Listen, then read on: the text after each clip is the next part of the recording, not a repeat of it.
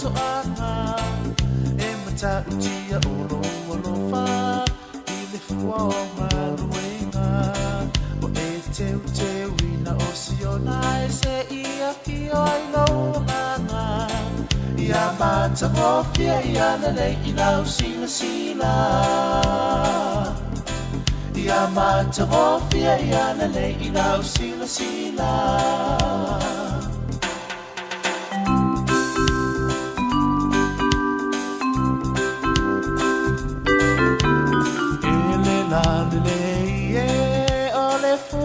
Sarona tapora eremoni nato te alalanga ilo suafa teu teu fa amanta mofie ole ai osiona le atua ia e fa ia ola taulanga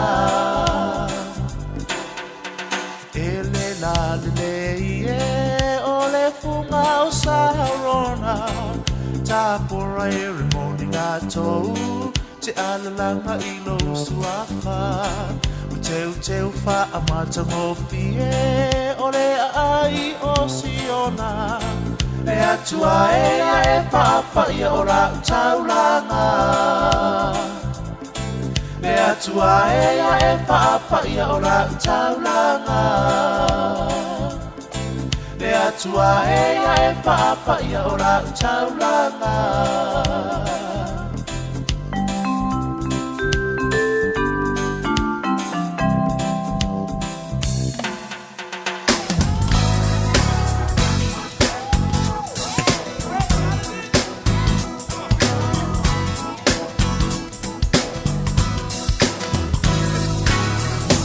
Makes no difference what you're going through.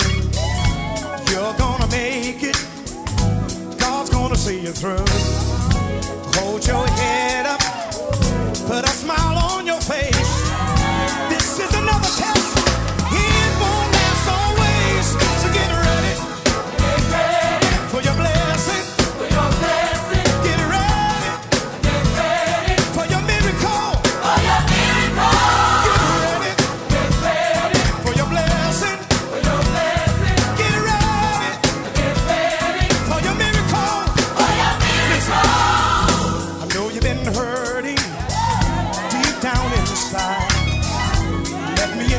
You, it's gonna be alright. Troubles and trials come to make you strong. Keep on believing. You keep holding on. Get ready. Get ready for your blessing. For your blessing. Get ready. Get ready for your miracle. For your miracle. Get ready for your blessing. For your blessing. Get ready. For your miracle, for your miracle. Thank you, Jesus.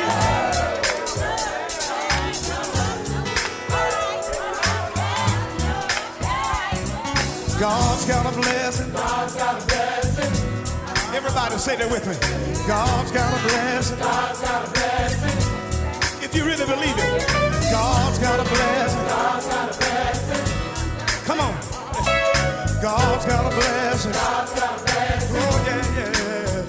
Come on, God's got a blessing. God's got a blessing. God's got a blessing. God's got a blessing. God's got a blessing. God's got a blessing. With your name on it. With your name on it. God's got a blessing. God's got a blessing. God's got a blessing. God's got a blessing. God's got a blessing. God's got a blessing. With your name on it. With your name on it. With your name on it. With your name on it. With your name on it. With your name on it. With your name on it. With your name on it. With your name on it. With your name on it. With your name on it. With your name on it. With your name on it. With your name on it.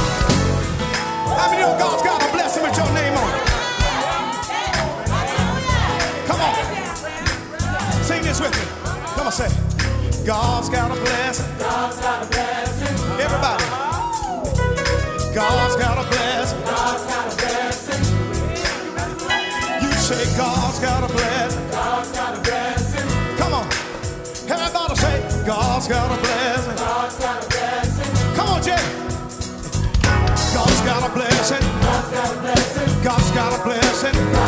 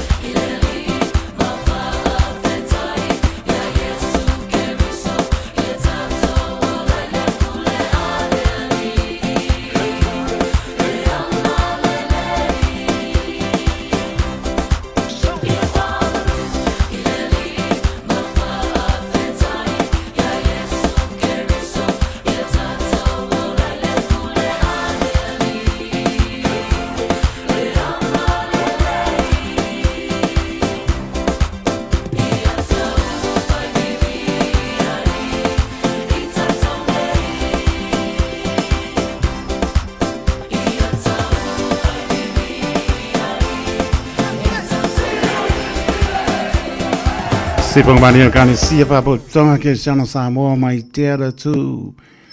O mai ia so mai. Tai mi tu lai mai 5 minute ona tana le tu lai 5 tan 5 o le tanto programa me le fionga loia pa tu ia lulua ia li o Linda Woodruff anga sol fo le tanto programa le fiapila sasu fitu me lu o ono pe la maputa mai ele antole tu.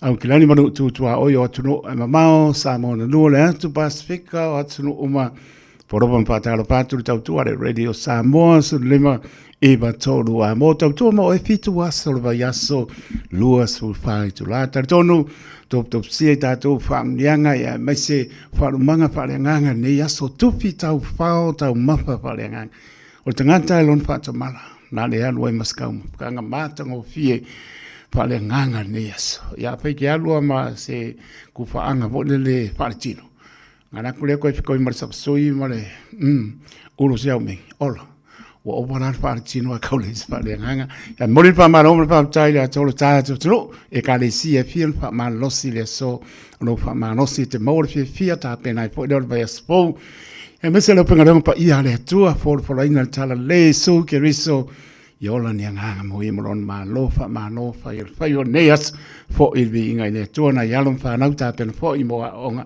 fa mia le tua nei minute on dato se to del programma loia sina leo ma se on tu ati na ya no salia mai Allen Bay ele la mo Wellington fa ma no fa tai tina fa tai telo so malama le masa salo fa mnianga fa tai manatu mai ya i ma toro nga no ya tu lo fteliatu le fu afia la sa Rachel Lifa yo Rachel Sifa ya mano fa tai fa mano simai lo ma puta mai Point England cleanliness ya malato malama lo ma puta mai dunga ampia folinga ya ma so dunga YouTube channel a lo fa teleatu mai ta to vinga le ta to se pa ta roina le fionga loia lulua ia li o Linda Woodruff.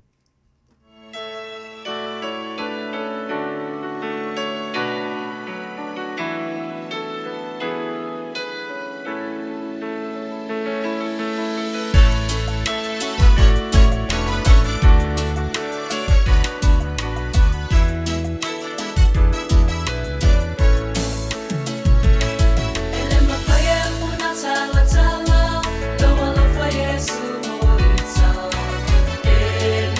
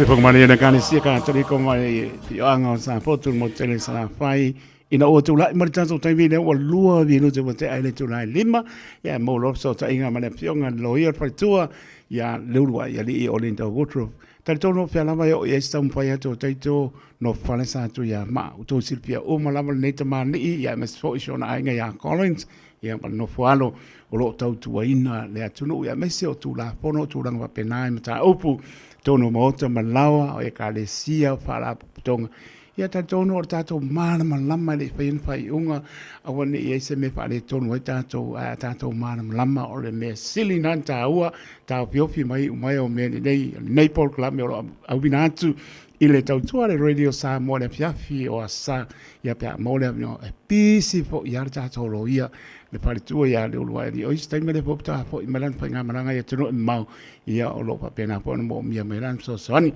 a ver fa tau vale a ona fa ma fon fa le o polenga le radio sa mo le to le tino ia me so le o penga pa ia le tua nai tu asensino lo ta po io to fa ia o for over pa ta pa tu le fionga lo ia fa tua le ulua ia le ia o Linda Woodruff ma lord for out so i fu mria pa tai le tua le vo mai lo so i fu ne fo ia fiafi o le sa le sa tu tau fao tau mafa pa le ngang eu tato to sia de ngang leo de ri ya leo fa tau ya ta por clam de ngang fa lo por pa ta fa tu lo va ri ia e fa ta lo fa tu lo wa pionga taito e fa ta lo fa tu po le pa ia mal mamalu o sa mo lo fa funga mai po fe lava o yai a o lo fa funga mai le ta por clam le nei Faftai ta te vi ia le tua ilan tau singa malana alofa. Malona alofa. Watato to e mawai fo ile ne ia vanoa. O le ta ua lava pol kalame o le tau mawhai e wha o ngata leni mai le li. Ia mole manuia lau tele e le na o le manuia o lo ia manuia o tangata o tato wai. A le manuia lau tele o tato o manawhai e le li. A ile ne o langa. Mai tau mawhai e fo i lava e te sosoani atu ia maua ia le olanga e tau te ulima whātasi ma te sosoani leisi e maua i le tatou manuia lau tele whaftai le li wato e maua le nei tu la tatu tal no ai fo i nai meo tutupu mai ia o le tapo kalamele vai e sonei o lo o whapelo tangata pe e silio na talno ina mta upu tau ma i tanga o lo o mai o tatou tangata o telefo i tangata e vili mai masusulu atu le ofisa e fai mai fa mole o telo me o tinga le tino o le tino le o to fe ngai ngase o le tino ngase o le tino ia ai tele no atu fai mai fa mole mate man na o sul fa le mai masul po mai ia no fai atu le e talo fai ia mantuani usila e tele lava ia o me fa pe uma lava e i meta o ma i tanga o le tino poni falvela fa pe mantuani usila ia le Accident Compensation Act le ACC Act ni lava o le tula fonolna e fai ai lava le fengata tele lava mta upu po e leo atu ai tangata fa pe e mana o e su ia fo mai ma su fale mai ma pe a fai o sa fai se se tonga fitinga po se tonga fo i fale mai a wale ma losi ia mua lava na o tal no atu ini awala ole ACC Act po tula fono le ole tele yo tula fono mai ele tula fono faingo fia ole faingata ye o poiloia faitau ia bainga ese ona faila ia ole fa awinga ina o mata o pole ni tula fono ale me sile ona ta wona ta o ta po kalamele nei e fa iloa tul tilo tato tangata o lo mawa ni ma tanga po tinga talu ni tonga fitinga po ni mena fai fo mai po le fal mai o fo mai ma foi ma fale mai ele ma fai ona suwina oe pe a fai o se o le me lai tinga o se a fo o se injury po se a se manua na maua talu se mea na fai se fo mai ai ele o sa ona fai o mea na e te tau ona ave lalo le Accident Compensation Act ele ma fai na ave ina e oe fa le tangata ia se mata upa pena ile falfa masino e suo se fa le mai po se fo mai ia Malaysia mea fa mole e pe lava ona o fai fo I tangata ia o atu au te vai e fo I fo linga mai si lava e fai e fi nau mai lava fai mai le ai pea o le nawo e fefe su fo mai ma fale mai ai le ai o te le fefe a le me o te popole ai ma o mai o lo tiu te faloia e te tau ona ai au ili ma ria me o ma ai le I aveina a wa a fai o se mata upu e maua muli e o se me fo le o se mai tanga na te maua ai le o se me en fapea na mafua mai I se tonga po se tonga pitinga se fo mai po pale mai ia e ma fai le pale mai ma tangata le ma fo mai na esuina un to esu mai oe ma mana o to tonga to ni tu petele lava o le te la te fa matalaina I tatu tangata ona ia malama a wole se ona fo atu a wole se ona faia ia maleang ia me fapea malang leanga I fapea o le lato a tinga la mawai o me na faia il fo mai mal fo mai a wai le o tatu ni fo mai o ala fo tatu fo mai o fa nga ta lenio fo mai na mai le faia ia la to ngal wenga ia a le mela ele o fa malama le lava I le tula fono nei o le Accident Compensation se vanga na lava se manua mua maua ni fa mao ninga ni fa mao ninga o le manua lea e tinga ai I le tangata lea e sulu mai e mana o e sulu fo mai pol fale mai se vanga na lava la o se manu o ye ni fa mao ninga o le upo ana o te fai o tangata o te ye ni fa mao ninga po o le upo o le evidence I le fa loia ia ona mafaila ia na ele mafaila na suina o e mai maulu taimi e te suina ai fa nga lo le Accident Compensation Act e ave ai wa o le Accident Compensation o manua fo ie na maua e oe talu wai se mese se na fai se fo mai I le taimi na e ta oto ai a o le fa lave la o me fa pene o le tele mo le o le fai ngata ia o na maua ni fa mao ninga ni fa mao ninga fo ie maua mai o le manu atonu lava lea e te talo sanga mai ave e sulu fo mai o le manu na tupu mai ile ta otonga na fai il fo mai le te tau tala mai le e te sau noa mai ia o le mela na e umi ia whaingo nei me whapene a o le se fo ia o le o sa o na whai o le a fo o le leisi mea a whaila o le tangata o lai e tinga maua mai manatua ele whapena un tinga o ni mea na whai mai e se fo mai I se temina e te otoai wa tau tele ilo tato wolanga ia ma me tutupu po o yai ni si mai tanga tau tele o ilo ina a waile o tato ni si mai tanga o tutupu tono tato tino ai tau tele o ilo ina o linda a leura yali o vai lupe lama a o tele fia mai se utu ngane ta o pele me manino o le tu so le mai tanga o le mai to fo le tu lo le ngana ele o tala no ta o ngase o tino na lai pa po male tino o le tsaun o ngase o tino ta le ta te anga ai le o mai tanga fo io tina mo le ele o mai tanga o tina le kai le fa nga ta o le mai tanga fa nga mai penga ngase o tino fa mo le ngase o le tino ia okay awai tele no tai lava ia o le ngase la o le tino le na o te tala noa tuai fa tai lava I lau so soani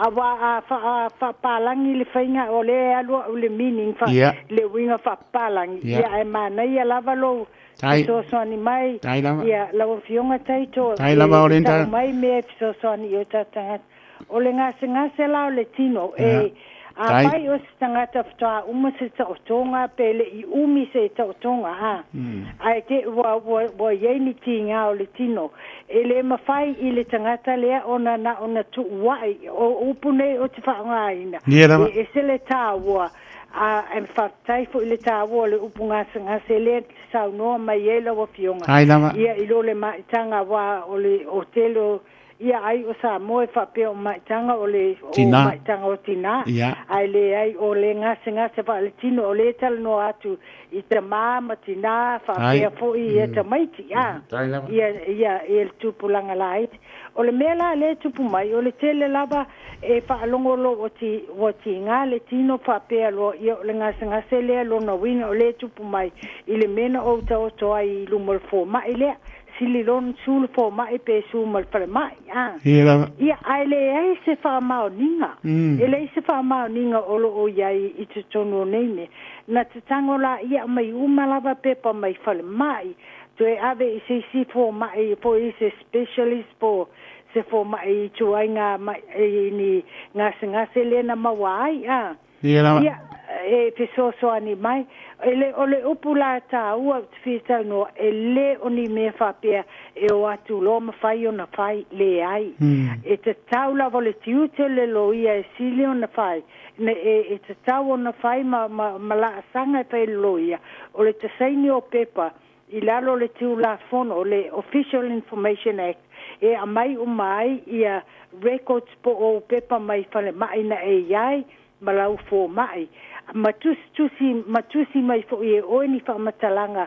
o me tonu ia e te mawai ia ona I roa na tau mawhai lo leo lo ia e faisu e suenga ia pe iai ni me e mawai tonu o nei tusinga e fa ai loa mai iai e moni lau fa matalanga ana le ai ia le afo I tonga ana le ai le me le na tupu le afo lo ngase I le taimi na fa yesta o tonga spo mai e te le mawal tinga le tinai ole ele ni me fa ngofie ole ele o se me la fa ngofie o fo la lo ia ole fa ngatai o nei me fa pene ai ole si foi me o le tele lava o tele o fo mai o record tio te mai e fo mai pepa tu si lalo e ai tatu tangata o lai e o tangata mo fo I ele o malama lei inga ngana palangi fa fo mai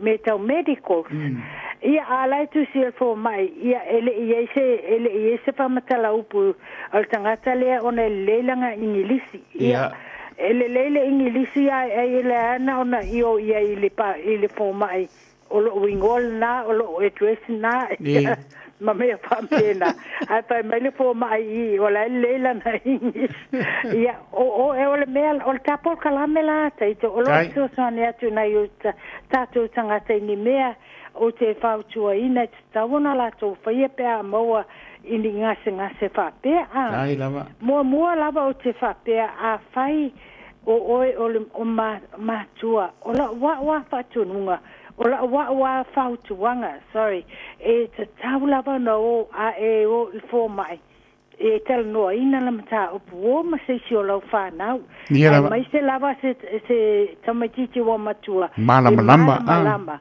le English in New Zealand ia ale ai awale ma pe awo fole matamuli e fa ia silio na vatu se fa matala upu samo a ia le fo in le fa matala upu lo te o wa o isi fa matala upu le fa de foi na ofina wa ia so o mavai e tau lava na koleni uma ia fa matala upu ia malama le senga o ngangana ma yai upu fa alo ia ma upu fa tu la fono ele ini fa Samoa e tawana I lo fa le fa matala e te tawala o la fa tuanga tauna is a support person po se tangata lua te o ile va ile po mai ma ave se fa ile tangata na so a fine po sa tele tu si uma la lo au me lai ia tala le fo mai la fai mai a fai mai fo ila se mai e tele o ilole sa pela ino le mai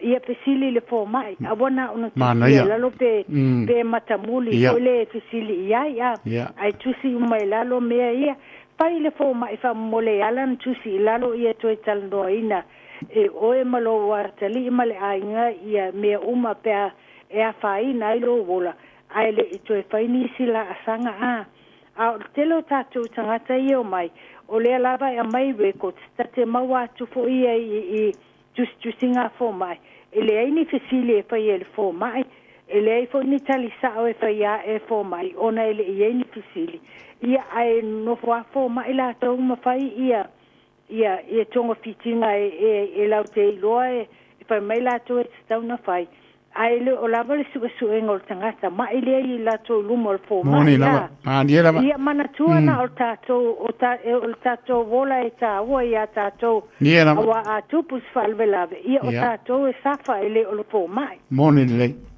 ia o le ala na ta te fautua ina ia tato tangata ele nei vai tau e o malfa seisi o le fanau pe o ma seisi po i seisi o le ainga po seisi fo i mai lau e kalesia e lo e mawhai ona tusi lalo mpisosoani ato e ia me tusi lalo ae tele i alo fo mai o leisi fo i o whautuanga tusi o mai lalo fo i o e ni fesili e te mana o e whai mana ia e tau iai le mele tinga o le ale umi na tinga ai whaafe na tinga ia po watai mi o logo ole e tinga ai pe tinga pe tu lunga pe tinga pe ta oto me whaape e whaape tangata ai oto o ta whaatonuina atu nei mea ai o lo wa ula mal malama taito o mea nei misi tutonu o le o tatu tangata i fo mai ia ia a faila o isi tangata e iei tangata o mau o lo o iei mea na fai fo mai e iei ni tautonga na fai fo mai o lo o iei tutonu o tino o tatu o tangata ia ni mea na fao ngā na whaonga e fo mai whai e tau tonga ia na wa whai mai la wa iloa loa le tangata po wata maua mai ni whaata po ta maua mai pepa whai mai loa ia o le fo mai la le mele na le tupu ai le mele ia a whai atu pa ele o ois fo mai ele o ois fo mai tau te le loa po le ale po le mele na e tupu tono ai pau le me fisilingia o le la e fisilingia po ia ui ile taimi nei ile malongi i sila pe te tau ona tu i tutonu ni me whape i tutonu o tino tangata po ile e te tau ile whainga o tonga ma ngā ruenga fō mai ai i lunga tula whono lau human rights right to be informed ile o wa ia te tau ona taua i te tau le fō mai ona tau watu ia oe me la a whao ngā i whainga o tau tonga ia a fai fo eu ni mea ele fai ona abe e se el taimi e fai el tau tonga e tu ai pe tonu urtino e te tau le fo mai ona ta watu nie lama ona fai la i o lau filifilinga ai le fai ele tau tonga pe te tau ana e ta oto pele ai o le isi mea a fai e te popole e iei foi lo tiu te to e su e ai se ia se fautuanga mai se po mai maniera ia ona faila ia wai tasi lo tino e tasi tato vola maniera ia le fa pe a uma ia e fai mai lo le fo mai ona i ole ia ale falo lave ole telo o ta me e tupu mai o tato fo ele fesili ele fa mai ia mau te le loa lava la fa nga nei mea mau te ele ta wa mai il fo mai ia a o le tiu te foi o le tiu te lava o te tauna e fesili ele te tauna e fa tali mai fa tu se tau tala mai le fo mai a wa fo mai fo ia te le on tiu te o tato uma tanga taola mai o lo ia o e o fo ia pisi ai kai me uma ia i lava taimi e ngalo ai sisi fasi va engol met tau na fai o tato tanga taola e te tau lava on soani oe awa oe fo el tanga tau te soani il fo mai au fesili ia ma e fesili la ia wa a fai la fai se ni mea medical ni me fa ngai fo ma e tu il lo tino peta o fiai ia ni ele pala por blood fo lele esau ia ne fesila ia e toi ave ese mai na me mo tino fa mole o ate na ave ese mai ai a tu nga me na le wo ai o le la o te fesili o te le lo le tali ai o te fesili e iai na a fai mai le tangata o le tele a tatu tangata elena o tatu tangata o isfoi tangata o saina ma tangata o ise tunu ie o atu ia tia fa mai ele ilo ela ya ule le mel na ele ilo foi ele taua mai fo mai ia fa mole tatu o lo fa fonga mai o lo ti ute o lo fesili ma niela fesili lava malama ia malama matusi lalo mau mai e yeni mea e tu tonu o tino e fai ai le taimi o le tautonga a fai mai le fo mai ele ai ia na tu si le ai ia tu fai tau ai mana fo lava e sai ni el fo mai e pe fo e au istanga tai fai mai ia o fesili ia o tau ai le o lo malama ma o tango fa mai ia sai ni la I fa mole o linda fa okay ele se me o ai ma te sai ni o tala na fa atu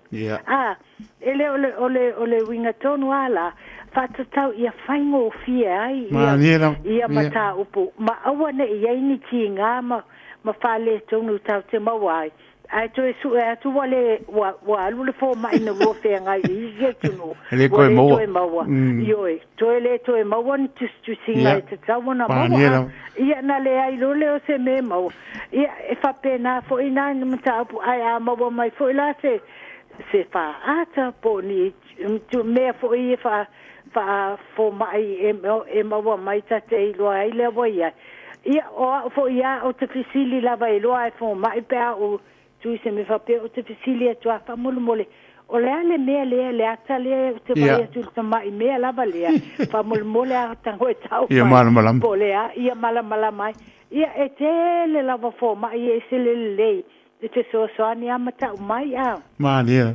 o le tele la o le ta fautuanga lava o le auno ta fautuanga e le fa pena fo ma ie tiu te mo tatou tatou fo ie tatou tiu fa aonga tatou tiu te tau te fisili ai I le taimi ai le faia ni ta otonga fa pea I ngase ka tau te maua a wai le se aonga o mai a le fainga taia o mea ia e whai mai e mana o e sufo mai ma su whale mai a wā man tuol whaingata o le langa o New Zealand i le Accident Compensation Act lea e a whapea e maua o le mele ti ngā o se manua o se manua na maua na maua se wha maoninga o le manua na mafua mai I se mea na whai ele fo mai lea te saunua ai ia ona mafailo le na ave la lo le ACC Act about le injury o palangi o le injury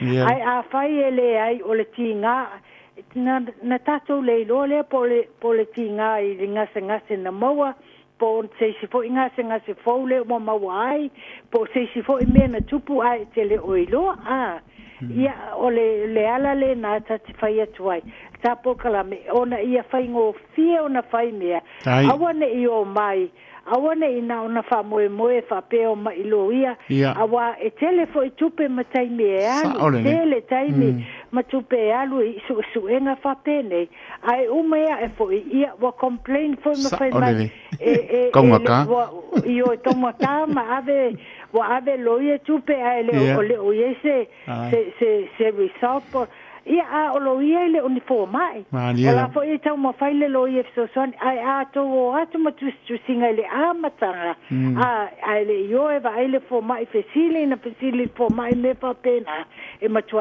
tele la va so soani e ma vai mai so soani fo le lo ia ona le fainga tau ma ta o pu tau ma tau ngase ia e New Zealand ono New Zealand le Accident Compensation Act le te tau loa tu mai a ia mana tua o lau te finau a wa tele lo ia finau mai fai mai e se sele o le ia mea Samoa e mea e fai ono o le fai mai ia e tauna ave la lo le ACC ele ave se me la lo le o le ACC pe a le loa pe a le se fa maoninga e support ai pe soani e fa sino lima ia o le mele le se fa mo ia e fa sino atuai o le me na tu tonu o tino tangata el forma ai ana o le tala tangata ia ele se me e se me moni ave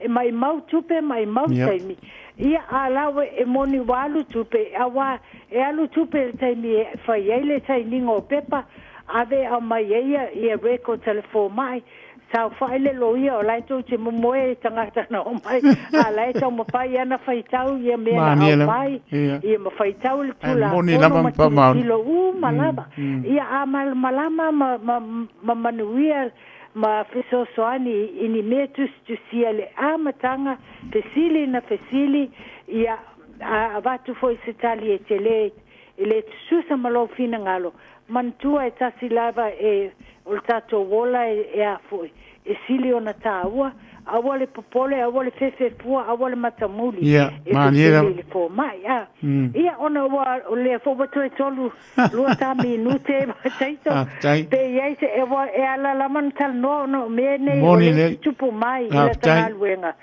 fie fiso soni e tua io tatu sangata ia sefe tupe sefe taimi mata o le paingo mea awa fo le mana na o ama fi nau mai e ave mata upunei ia ai uma e fo no fo matu wai lo ia tu wai fo mai io e sele le ango ne me ia ma fainga tai fo ia taita ona mawale nga lo fa ma fa ma nga lo le o le ti nga fo ia ona wa ma fo le taita ti nga ini me lo sa ona fai mai ni tala lo sa ona fai ia pe ye so fisila wa fiona taito ai le alo pa tai sau lo ma tango fiele manino tulanga o manava ya me se la volta o por clame mo le fa man na maina pe la sa mo na tunu pe ele fa turuina e lo fa tau va pe po le fiona lo ia lo to pa ia mo no to manu pe la mo fa to mu ia ta to le mo le no to te mo ai fa man na maina oni meta o pe de o ia si fia mo ta to lo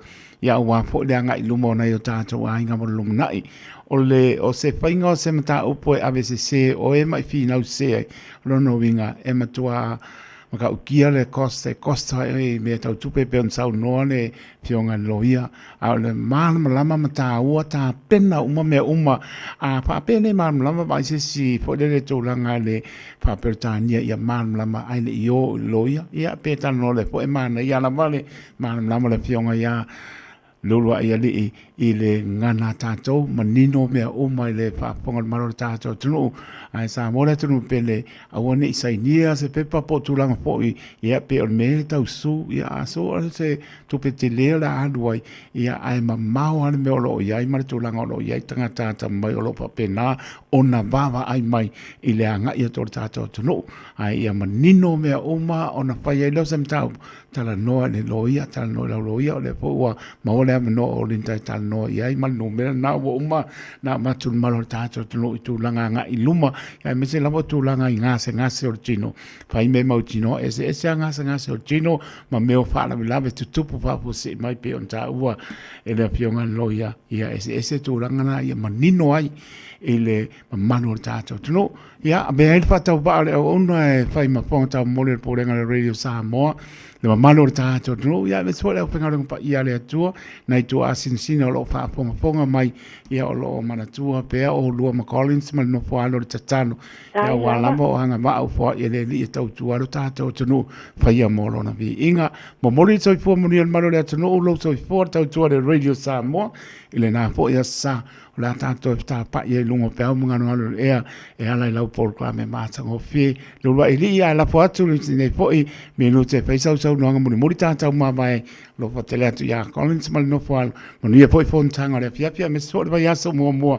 ile nga leo lo tato tua fa tai Whaftai lo whiunga taito whaftai lava e mai to ele lo nganga whaftai fo ilo fisosoni mai le whaunga upu upu sauma upu e manino i o tātou tangata e pe ona e sauno mai ai whaungale upu ngā sangasa i lo mai tanga ia whaftai lava wa i lo taita ma whaloia te alu le translation police upu ia ai mana ia lava vaila i lelei o tava ai fo i lelei o le ulima fatasi mana fatasi o tato le mawai lava le manuia lau tele fapene e fisosoni mai fo i sio tangata fatau va mai fisosoni lau tele o tato o le tato watunu ui mea dea tato tamu fai ai te lava ona e saunoa e muni lau saunoanga tate le fatunua le paia malu o tato watunu au le nganga lava faaloalo male maulalo e faongata leni mai le li ma mene e tupu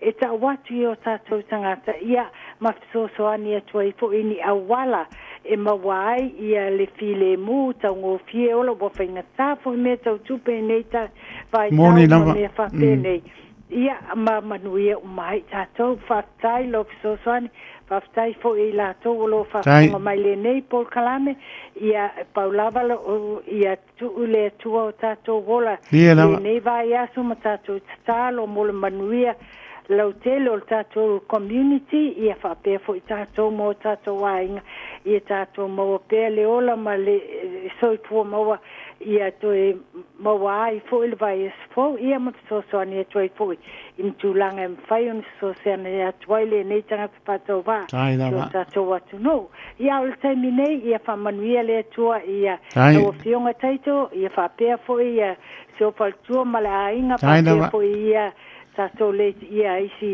ia tātou tangata fisosoani i tātou Paul Kalame i le leitio ia mala oe ona le tātou leitio ia whapea fo i le pa ia malu Samoa o lo whafonga mai le nei taini ia au taini nei ia whaso i fua lava mai ia manuia le afi manuia po le vai aso fōu o la tātou ia whaftai ia lo whātu taito lo whātu o lenta manuia po le afi whaso i fua ia whaso i fua Pe o fatua le ulwa ia le o le na wardrobe pe o na fa mano le tato tunu na vai aso le nga le li lo to so formula Samoa so formula le pe o fatua ia tautua le radio Samoa spa pongo le proclame le pionga le lo ia wa po mta upu mo le sirpia ti le malo le tato tunu fa tai fa pongo mai pe la mono vai atu le fatunuina o ala se me o fa ponga mai ma la ia tu si lalo nga ia po iluma ia wa e pa pena lama e le tu maupea e le malu pea le tai te viu ma e le tai me malu ma le tai me so ia nai ta pena i turanga umwa e o mai whainta ia nai malama lama le lama manino le mata le mai i te tonu mauta malawa le tau tua po ia o linda wha manu la meina o tātou mta upo ma le nganga pāno alo ia lelo malau le ia la po numero o lo tasi fitu ono lua fitu lua totu le mangai sa wadu aku o lo tasi fitu ono lua fitu lua totu la u kango maku numero o lo for tato tuno bala au iai tala no iai tere ianga e tole ofisa o lo tasi fitu ono lua fitu lua totu male nganga pa lo los pro minuta ona tale le tula ono tale ono ia pe on Silvia vel nei po i tu la tale tu la ono bela la leo le radio Samoa mala ma ngalo tato tua ia pe on masani ai na yo tato asinsina ia porova patalo patu nei ba ngala piapi so le tato tato tu tale tu la ono tato sa ngalo tu tato sa ninga sunga pe au ia tato la so asiata lo va penanga o lo o nganu le kanesia Papa tonga ke chano nexa mo papa wina ranui lano taita inga sunga papa ngai ngai fa nga le ota mar pertui ya ifo 11 ya maranga pa lalo pe atani tu la ono pa talo patu ya Rachel Sipa mai Point England cleanliness papa wina tanielu mara inga manole va mai otara ia pena po ia pele masoe mara inga pa tai ma pa mai milfa amosa o ha mai na fiafi ia manola va pa tai ele ma puta mai po i milfa amosa kala pai le pionga le pepe piliane ia mar partu ya sala masina ia mano falo o lo maputa me la muongi silo o tara ia ka lo fai fionga te akono se uso tuli patea o mai lo fionga te akono tuli patea mo partua me no falo lo fatele atu manuia fo ia po fuanga ni nefe fiafi ia manor nga lo tuli patea ia e fo va yaso o lomna tato dia pa time up te mai lo fatu ia ai fo i o i whawhetai leo pepe pepe na maua i o e lea sa lea leo pepe o leisi tato sau ni ngā noto i tae awa sa ia mānai a lea na mai moe li mawhai ngā noto tae au ia marisunga to ina mawhtanga pa lea o ngā o mato whai ngā noto nā lo au inatu sutas peo no pātu mua mua i fo pea wha pea po ilere we onka oile ai pea wha pea o kuai ia o lo i ai le tato whai ngā noto nā ia sa uma i le tae au sutasi i tai ina sunga le to ina maptanga pa le nga male kane sia pa tonga ke chana merek sa moi wuri le to last futasi i tai o ma sa ia pa tai tele la ai fo i male sile sina leo jon tu atina no salia mano pa tai ia na vi inga tato se atuale tato fa nga lotu per tale to lai ono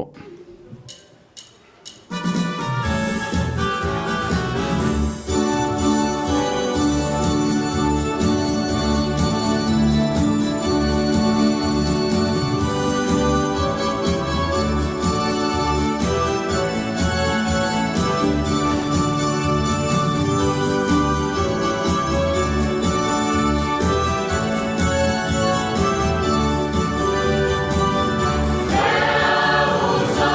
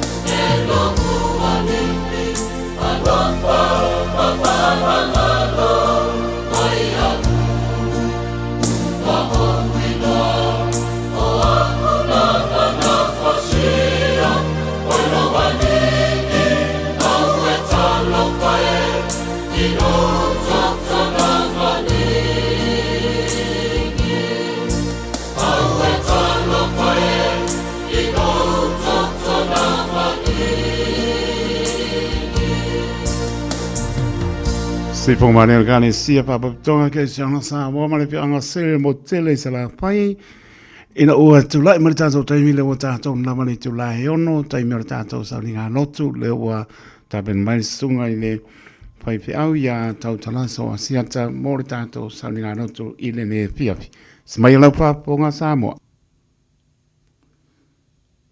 Whātalo whātu i le paia ma le mamalu o lo so tātou o tunu i le neitu la o le afiafi e o maia o le a tātou tāpo i atu i le atua.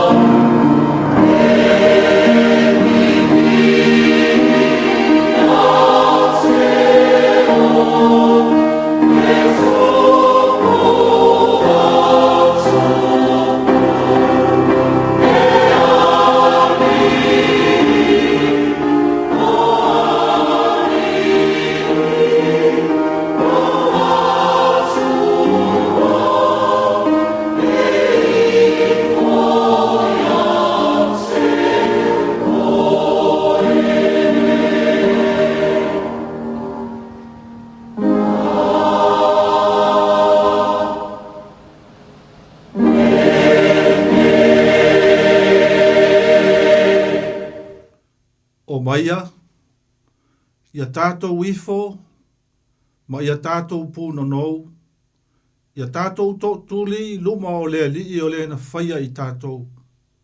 A wālo tātou wa tualawa ia, o i tātou fo i o le nuu a whangaina e ia, ma le lafu mā moe o ilona ao, tātou tālo mo le anganga pa ia. Mā nawa maia, le anganga pa ia e,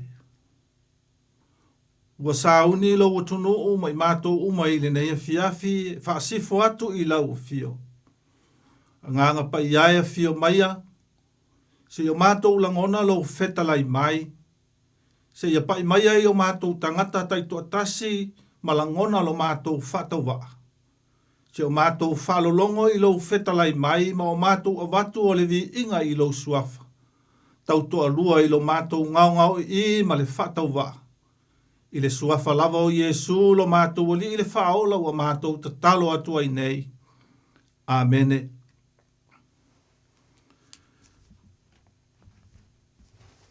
O le whaitawina, o nise upu mai le fionga pa ia le atua. Ua mau mai lea i le tala le i a Iesu Keriso na tūsia i le whai avingalio Ioane. O le mata upu e lua sifuru ma le tasi. Whaitawina mai le whai upu e iwa e whaangata mai le whai upu e se furu ma le wha.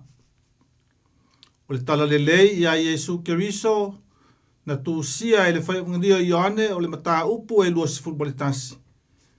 Le au whaitawina mai le whai upu e iwa, e whaangata i le whai upu e se furu ma le wha. Whaafonga maia, inisio upu o le awhionga pa ia lo tātou utua. O lātou tuta, o na iloa lea o le afi maalala, o le ia foi ua tunu ai, ma le areto. O whetala i atu Iesu i a te i lātou. Au maia nisi a ua outou maua nei. O na aluane leo Simona Peteru, ma toso mai le upenga i uta, ua tumu i a tele, e lau se lau, ma le lau lima, ma le tolu nga lau. E ui lava ina te leo ia, a e le i maa sae lava le upenga. Ua whetala i atu Iesu i a te i lātou. O maia, i nā ai, ai le i wha mālosi se tasi o au soo e fisiri atu i a te ia. O ai ea oe, au wā lātou i loa, o lea li i lava ia. O na maliwane leo Iesu wa tango i le areto, ma vatu i a te i lātou, ua whapea fo i maleia. O lona whaali whaatolu mai lea o Iesu i ona soo, talu ona toe tu mai o ia na ie uoti. Whaamanuia mai ma whapa ia mai e lea tua, la tātou whaitau ma whaalongo longo i lana fionga, ma ia tu maupe ia te ia le mamalu o le pule ma le mana o le viinga, nei e o i le whaavavau lava. Le a tātou vi i le tua i le viinga o saunia.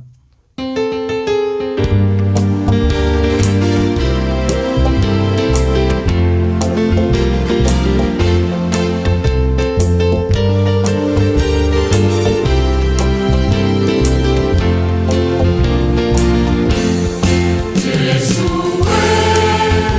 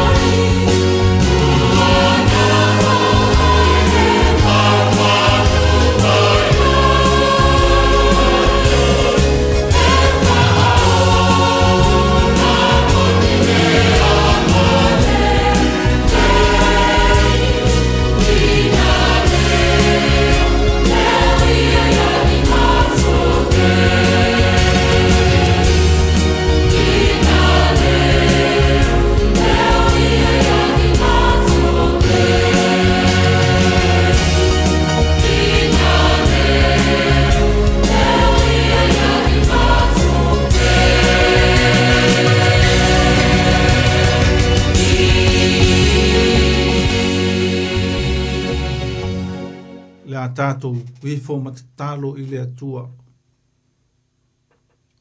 Le atua ai, ia pa ia lava lau fio, a wā o le atua e mamalu, e siri siri ese, o loa lofa ma lo wanga le lei, ua siri siri lava lea. Ia i lau fio le vi inga o le wha manu ma le whane tanga. Ia tu maupea i lau fio nei o lava i le ngata anga. Ua whaafetai i lo wanga le lei i awa noa ua mātou maua, e tāpua i whaatasi ai ma lo tunu i le nei a fiafi.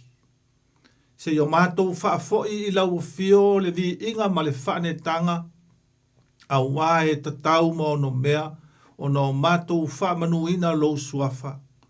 O lau pule whaasoifua i lo mātou wola, ai maise foi o le malosi e te whaasoasoa mai i le aitu aso ma le aitu aso. Le atu ai, o lo mātou langona fia ma le anganga e whanga e tia. A wā e te whaamalo lo ina o mātou tino mamai, e te whaamalo lo ina o mātou loto mo mātou mafau fau, e te au maia le file mu i taimi ma i tu aso e mātou te le mautonu ai. Au la mātou whaaftai i lau fio, ono o lou le tu lafua ina o i mātou umai i le tangata malana o whenga i ai.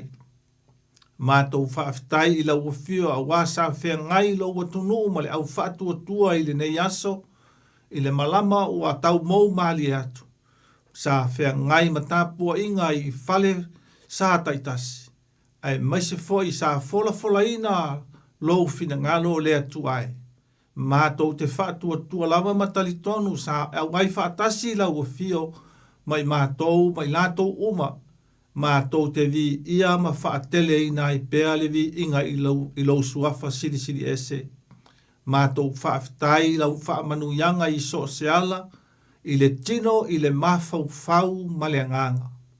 Whaamalo i lau pule whaasoifua le tua wa mātou talitonu ai ma le mautinoa, e te leo tū lafua ina lava i mātou.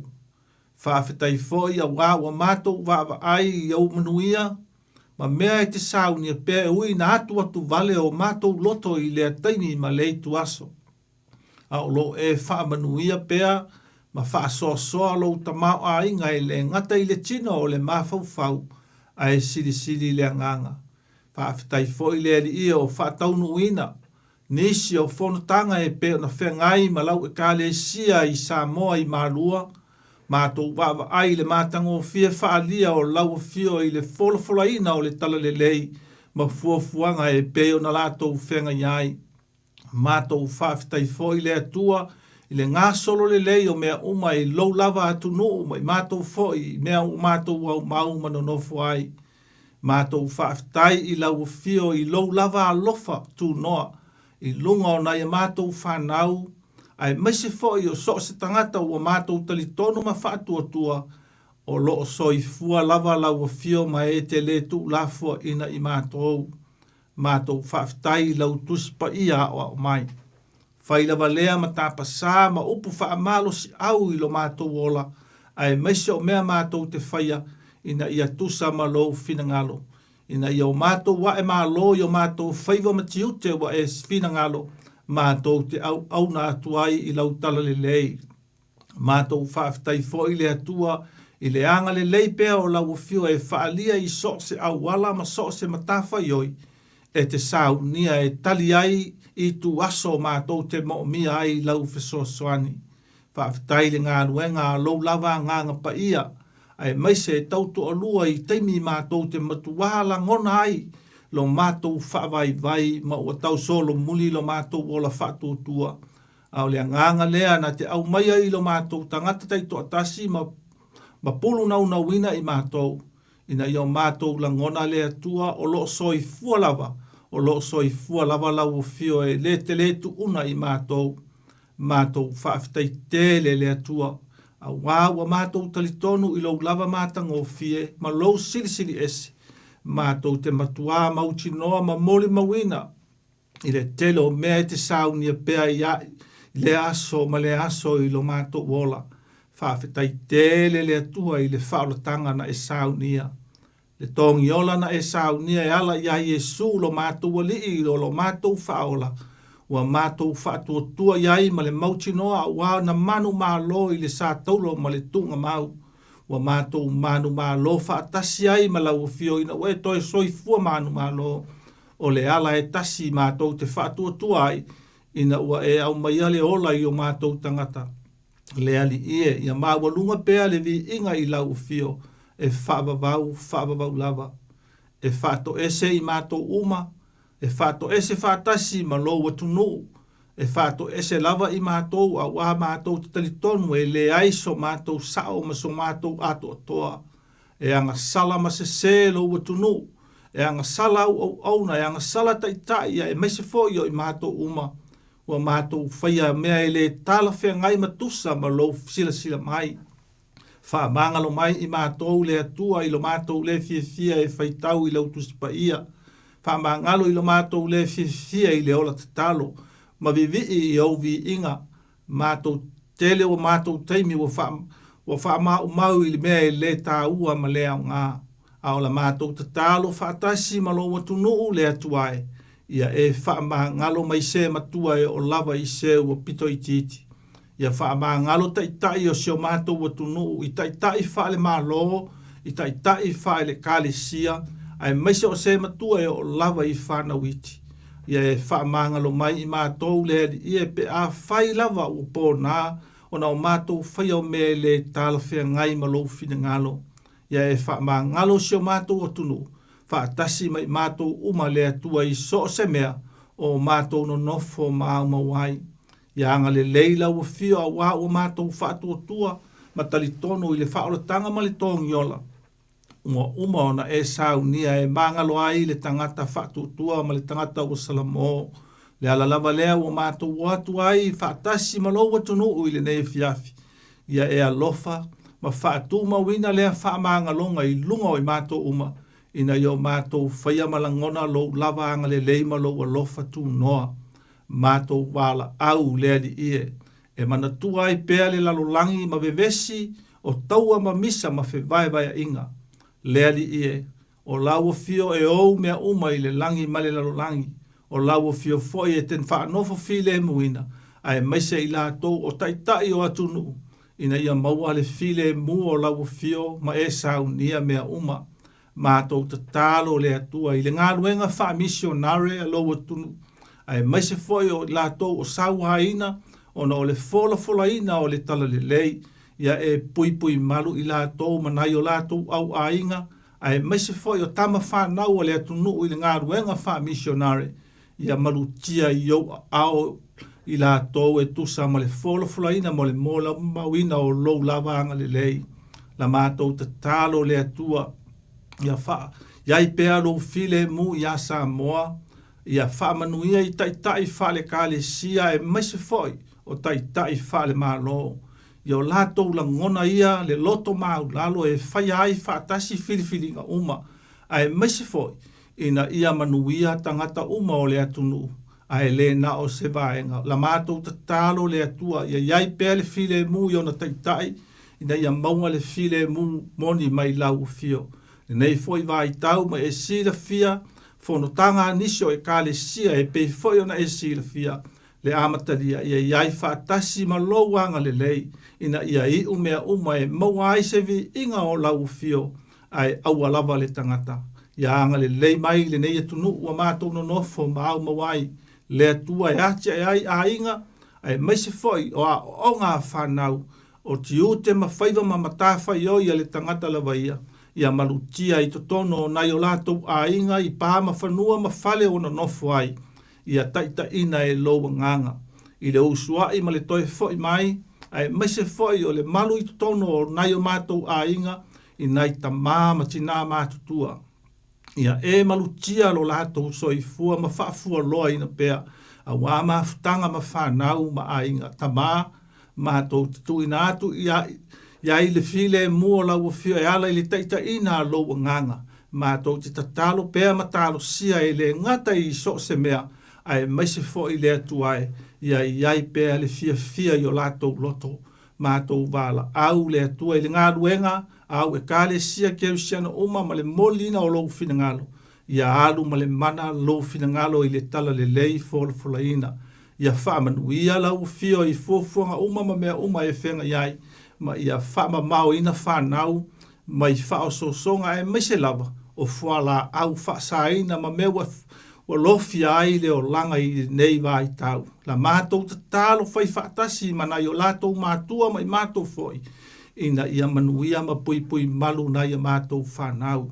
Whamanuia le nei ofisa peo na e si la fia ma la lātou ngā luenga e ma moli ai lau fina ngalo i le tala le lei mātou ta talo. Ia whamanuia i lau ona ma i lātou uma o tangata whai ngā luenga e o foi i lau ona i le nei fiafi. Ia iai le file mu ma le manuia o lau fio. O a fuafonga uma me mea uma. Ia whaia mea uma e vi i ai lau suafa. A mātou tala noa i lau fina ngalo ma le tala le lei. Ia alu ma le mana. Ia whaawina la mātou tau tala. Ia langona la mātou whatau waa. Ai whaatumu mai e lau fio lo mātou ngau i. O le ase upu mātou te tala noa ai mo mātou tau tala ai e baua ai se o onga mo i mātou. Ai mo moli ai le fe au le tala le lei, ina ia whaola ina se nganga mai mātou uma, i lou lava feta lai mai, lea tuai. O la mātou ta talo lea, whaatasi ma mana onga lilo o le tangata la vaia e te finangalo ai, ina ia e whaafonga i la mātou talo sanga ma la mātou wolenga, e whai ai pea lou finangalo, lo mātou ta mai o le langi, ia pa ia lou suafa, ia o mai lou mālo, ia whaia lau fina ngalo i le lalolangi e pei ona whaia i le langi. Ia e fwa i mai a te i mātou i le aso nei o a mātou mea ai e te tau me le aso. Ia e wha maa ngalo i a te i mātou i a mātou wangsala. E fwa i na mātou wha maa ngalo i nātu i eu anga le anga mai i a te i mātou. Au fwa i te teita ina i tau i le whao so songa. Ia e la vea i mātou mai le anga. Wa e ou le maa lo ma le mana. A toa ma le vi inga e whawa wau lava. Amene. Amen. Tātou toi pe pese i le atua i le pese wa saunia.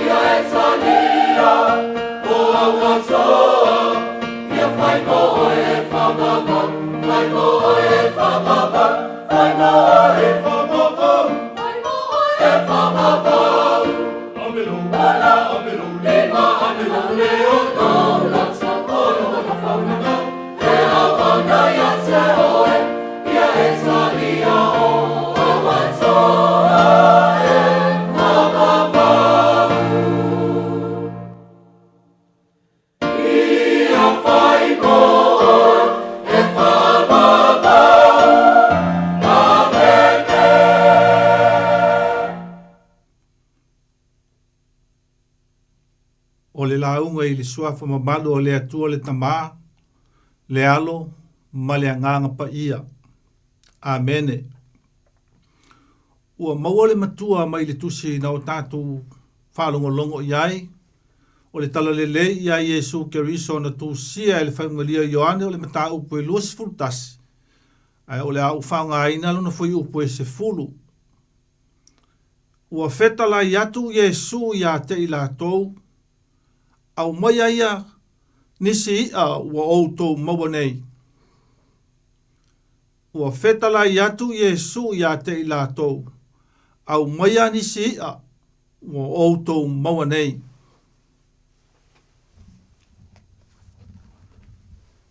E whaatali lea li i se ia o tātou whaiva. O le manatu au tū wa o filifilia, maua eise a wa onga mo tātou i le nei fiafi. O whaatali lea li i se ia o tātou whaiva. O tātou uma o whaiva. O tangata ola uma e tofu malona whaiva. O whaiva i le ngātai whale, whaapei o na moli mawina e le whai mngelia o Ioane. O le tala e moni, e leo se tala whaangongo, po o se tala fatu, po o se whaata oto, le tala lea ua whai mamanatu o le nei fiafi. A o tala i le whaalinga whaatolu a Yesu inisio o na so. Ina walangona ma ua vaai e le au so. Ina wā e fua no lātou whaiva mai le pō atoa na whango ngota ai i le vai tiperia. O Simona, o le whaiwhaiva o whaiwhaiva, whātasi fo i manisi na o lātou iai i le teimi na whai ai, ma tupu ai o le mea lea. O le whaiwhaiva o whaiwhaiva a ua e fua. O le tautai matapalapala, a ua le ai ma unga piu ma seia o la vea i le upenga. Ua sola le iloa whaatautai o Peteru. A o le tangata o le ngata i fale. E maasani i le tai, e maasani i le tau, e maasani i le o ngā sami e mawai a ua misi a toa ina ua whamoe moilo na iloa whaatautai. A ina ua langona ma ua wa ai i le tangata sa whaali ia i lātou i le ngata i whale. Na maa fua ai o na tupu o le mea mito i sili o na tā ua.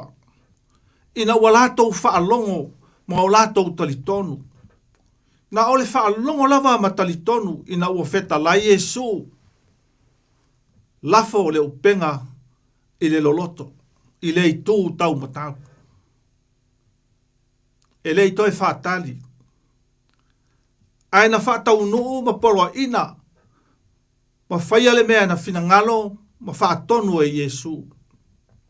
Na le toi masalo salo, a wā ua i lai lo lātou talitonunga ma le whaamoe moe,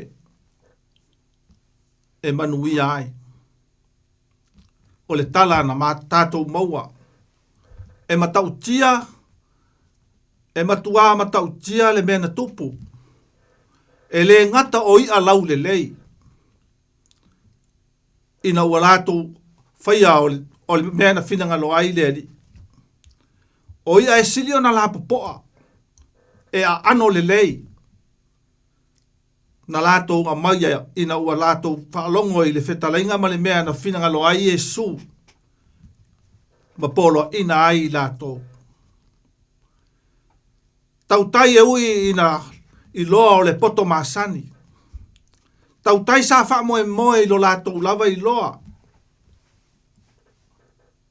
Ai na le mawhai o na lātou langona. Ma whao ngālo lātou i loa ma le atamai masani. A wai iai le itu aso e asa ai. A upu e ana whetala ia Jesu, le ua whaiba matua. Ina ua whesiri Jesu. Ina ua manao Jesu. I lona au so e avatu nisi a o lo lātou whaiva. A wā ua lava lea. Ua manao lea li. Se ia wa ai le mātango fia o tangata e whaalongo. Mata lia le lei lana poloa inga.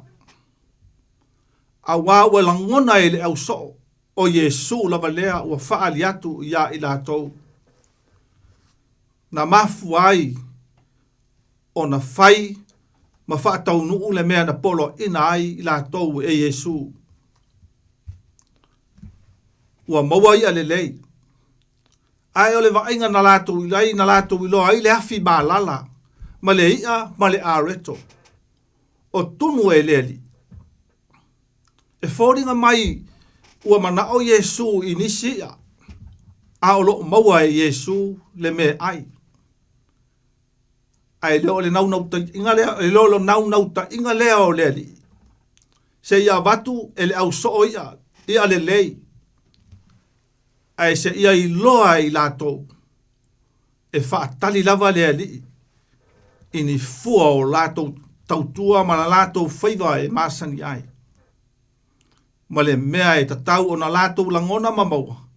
Ina ua whaalo longo i le mea e whetala iai lea li. Mana ia ia o whaiwhaiva. Mana ia ia o tangata e le whaamoe moi i sona tamai. Ma sona poto, ma sona i loa. Ai whaamoe moi i le mea e whetala iai lea li.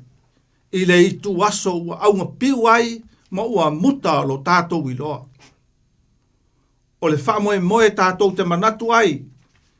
Tātou te le wha moe moe ai i le tele o lo tāta mai ma lo tā iloa wha tangata. Aua e iai tu aso e asa ai o tātou whaiva.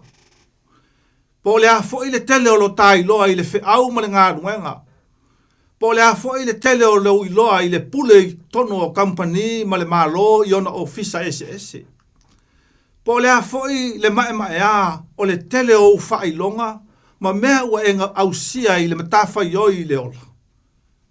Usoe, ta māmatina tua whawhine e asa lava o tā whaiva i leitu waso ma le taimi tā te manatu ai ua tā wha moe moi lo tā tamai. A o le mānaia lea o le tala lea. Ua whetala ia Iesu e a mainisi a o outou whaiva. O a mea ua tā ngāru lue ai, o a mata whaioi ua tā au nai. Ia o tā iloa, ma i o tā mautinoa, o whaatali lea li i se fua o lau tautua ma lau ngāruenga o whai, ma sau tautua o whai. E leo le mana onga o lea li, ina ia se ia tali ai lo na fia ai, le ai, a o le fina ngalo o lea li, se ia la ngona e le tangata, e ta tau lava, o na iai o se mea e fia ai lea li, i sau au nanga ma sa tātau tua. E le ai a se whaivae, e le ae. Po le a foi lo loa i le whi au ma le ngā ruenga, po le a foi le loa i au tiute ma matawha ioi ma ngā ruenga tātou te whenga iai. E au lava i na tātou wae. Lo tā whaiva ne iae, e au noa ma se ia. Ina ne i whesili mai lea li. Ina nei mana o mia e lea li po o ni ani a o tā whaiva. Ai tau te iloa. O le i ai sili o na tā ua i lea li. O lo wanganga ua e sala mō. Ma ua e talitonu, ma talia Iesu. Ma ua e mauti noa lo na lofa wha maoni ia i tā ua. E a lofa i lo a inga. E a lofa i lau e kāle sia. E a lofa i lo nuu ma lo watunu. O le mafuanga e mafuai ona e au auna ma o tātau tua wha maoni. Se i o tā whaiva pea. Ma o tā tau tua pea e whaia le mea e whinangano ai lea li. Ma le nei, i o tātou whalolongo i teimi e tātou te le mau i loa ai. Ma le mau tonu ai, o na tātou whalolongo lea i le mea e whetalai mai lea li. E tā te mau ai, i ai o tātou whaiva. Lea li ie, i o tātou langona pea, lona whetalai mai ia i tā ua, tā te le wha moe ai lo tāta mai ma lo tātou poto, e tā te wha moe i lona lava whetalai mai mo i tā ua. Lea le ia, lea le mea ua e whina ngalo e abatu e ofo i nātu pe a whetalai mai lea li. O au le nei, lea li ie, ia whaia e whaapei o na whetalai ai. Lea li ie, o au le nei o le tangata lau ngutu leanga e whaapei o tala i saia. Whaapei o le tala a Maria le tau pou. Ina i o tātou whaia o le mea e whinangano ai lea li. O le whaiva e tātou te whaia i lea i tu aso ma lea i tu aso. Ina ia whaia e vi i ai lea tua. Au nganei o tātou manatu tātou te whangongota pea se ia tau i lei unga. Ai ai lei tu aso e ai o tā whaiva. Ma o tā wha moe i le whetalai mai o lea li. E le lei ale whisiri mai o lea li. Awa e ofo i na atu. Ma lo loto wa e salamo ma o salamo. Ma le anganga wha maoni. O le i apito i siri lea o na tā ua. E vi i ai lea tua i lo soi fua ma lo tā ola. Lea tunu ue. Nei manatu lava i tātou i lo tātou i loa ma lo tātou poto. Tātou te iloa ai, tātou te manatu ai e le tang whatia e se isi poto ma se isi mawa. Mea ua tanga whatia. Ai a tāwha moe pea i le whetalai mai o lea lii, ma whaalo longo i longa whetalai mai ia i tā ua. Wha pei o na whetalai, ma whina ngalo Yesu, o ia o le ala upu moni maleola. Awane i whaia lona loto. A ia whaia le whina ngano o lona ali. Le ala e tasi. Na whaai loa i le sa tauro mata ngā. Le tuunga mau na tuu fua i na ua toe tū le ali. Na foi ma le anganga ua fia i na ua toe tū manu malo. Ua tā manu malo whaatasi ai. Se i o tā whaiva o whaatali mai pea le ali i mō tā ua. I au tiute mama tāwhai oi. Amene. Tātou pese i le ali. I le pese ua saunia.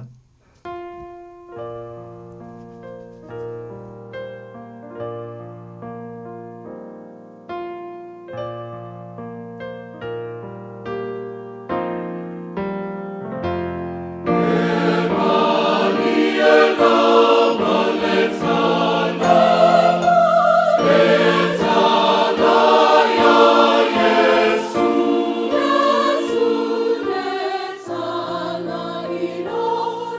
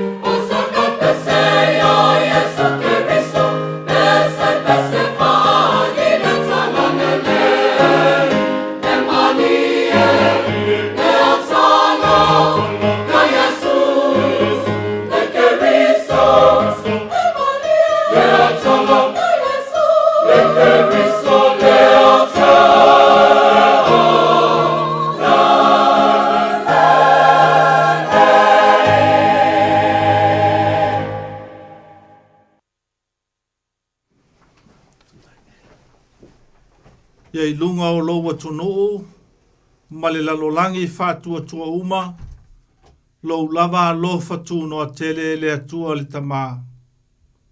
Le alofa sa ili o ke risolo mātu wali ma le mafutanga whāwau pea, ma lau fio a nganga pa ia.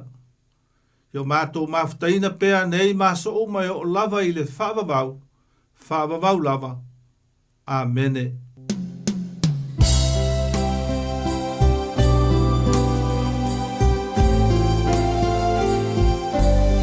Jesus.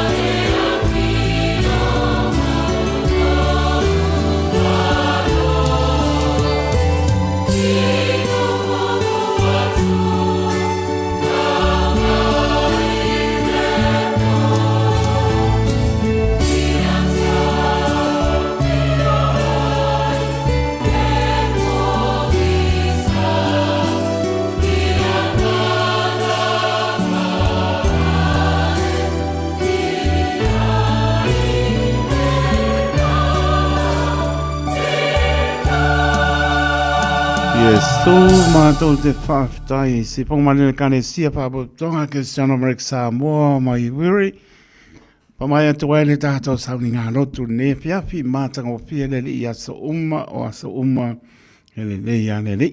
Tai o sauni ngā ne whiawhi songa pai whiau ia tau taraso a siata.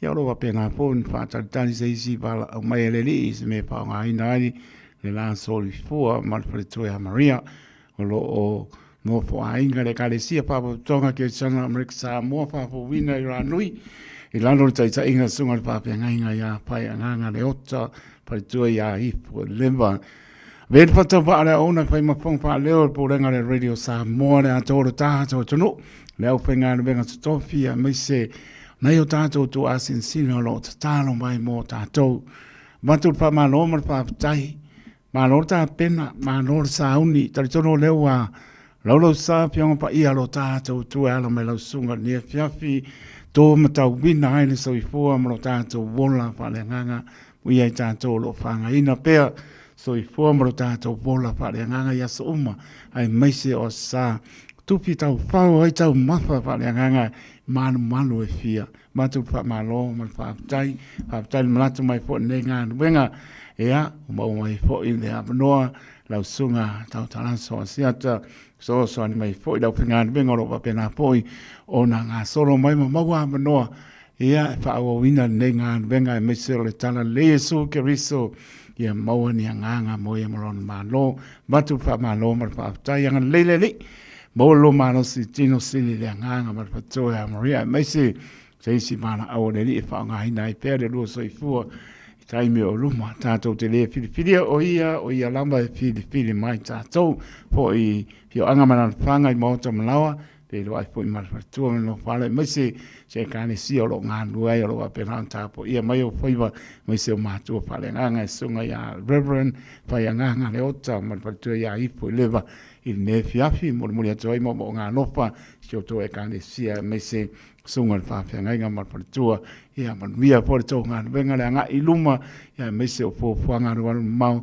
ia I manu ia I while mua lo tātou tua ia manuia I fo I pōpuanga uma pui le I lunga ala uni ia pia se atua le anga I la sunga tau no I manuia ia manuia po I mano longa le po I a whiawhi o manu mai le pong sa ia mōle aso ataia am tari o whia ngā nuenga le vai aso ia ore I tia me uma I le anga le leo lo tātou tua ia mōle noe la puatu lau sunga ia mōle po inai o lo whaanga wō mai masani o ainga ia mesi e kāne si o lo wa pena poi so ane po la mare nganga pa anualo sunga pai au tau taraso a siata Aftai tele taito mole awanoa o maua nei fiafi whai eise au ngai le so tātou o tunu ma le whaafongaanga ia foi mai malu I puenga I singa ngana ma se tala ua la pea ma le tau ngai so tō whaafunga mai ia whaabanga lo le au auna au le nganga whaaftai toi le nei fiafi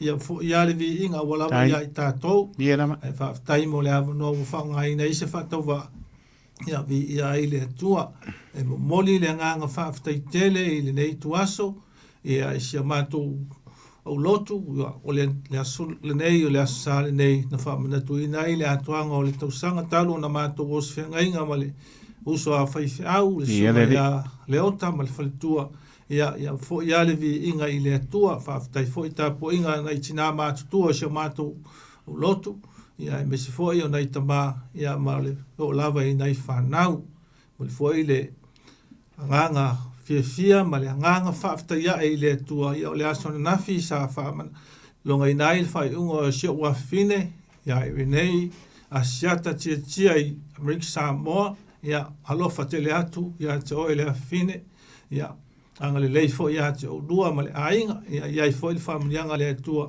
ia o le nisi o whai longa e leo le tā ua le na ia whaia ma le loto maulalo e au nai le atu nuu ia mai so fufuanga o mai pe ona fenga iai a lo fatu I se mawhanau I Amerika ia mai se foi ia o lo lato iai nisio o fale mai ia ianga le atu le atua ia te oi Alex ia mai se foi o whenga ngai matau tonga ia wha malo lo ina le suafa o le lo tato utua anga le leile tua ia te o tō umare whanau, ia ma le tāpo inga whoi o lo whengai ma le tina, ia mai se o se o mātou iai whoi tōno le nei tuno, ia anga le leile atua nei o mātou ainga, ai mai se whoi nei o mātou mātua ma tamama tina, e o lava i uso ma tō whawhine ma whanau, ia anga le lei mai le atua i mea uma tātou te whaia, ia whaia o se mea vi i ai le atua, ia e tō ai le nati o le li, i o tātou whaiva mo tātou tiute, ia alofa mai le nei fiafi, pe a tātou tau mawai, ia alofa ngia i le atua mea uma, manu ia tere lau ngā luenga lau sunga i le awa, lau sunga taito, ia i pēr ma whaanga ina, ma whaanga ngana i le atua whitalai lau whaanga, ia tau tua i le atunu, ia maise, ia mau ai se vi inga o le atua, ia o le a mātou so sola, le fiafi whaftai tele, ai manuia fo iso tātou no, ia soifua ia ma whātou whaena, whaftai tele. Tele lama, saurora so whaipe au, pe nāna pai, soifua ia mo le pōs, soifua. Ia, soifua ia.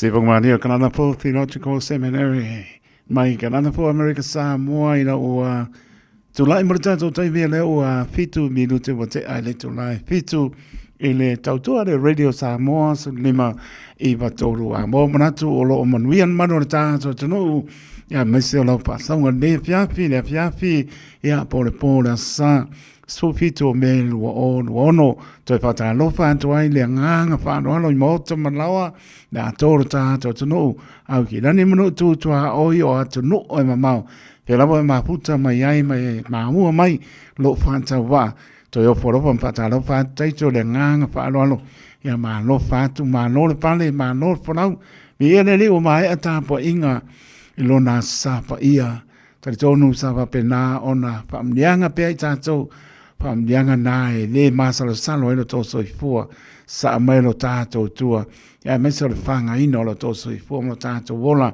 tau mafa pa le nganga ma lo fa mal no si le pengo fie e me so le tau manu lu ele a fie matangi sa tala ai fa tai nai tu asin sino lo tania pea ia penga no toro au ina tu lungo le ne ala leo le tu la ono ia me so inisio sa ninga no tu pe no pe tu le tu la sulta sita e ausa penga no tu na ina le kanesia fa po tonga ke Channel America Samoa mai wiri la no taita inga songa le to ina ya mafutanga fa le nga pa tu ala ia o lo mo itaiao o aso sa taitasi sutas ia leono le fiafi lungo neala leo ia monise le moa ia tapo inga le sa ia nai moa ia o fol fatu tu o la pa pena la le ia le no fo pan ia o le anu le fando le ni tapo ai fatasi ma auso ia se bang nai la to le a to le manos ia ngai manisa pe ngai manga venga le lei ia ta di ai fo ima mau ai le fiafi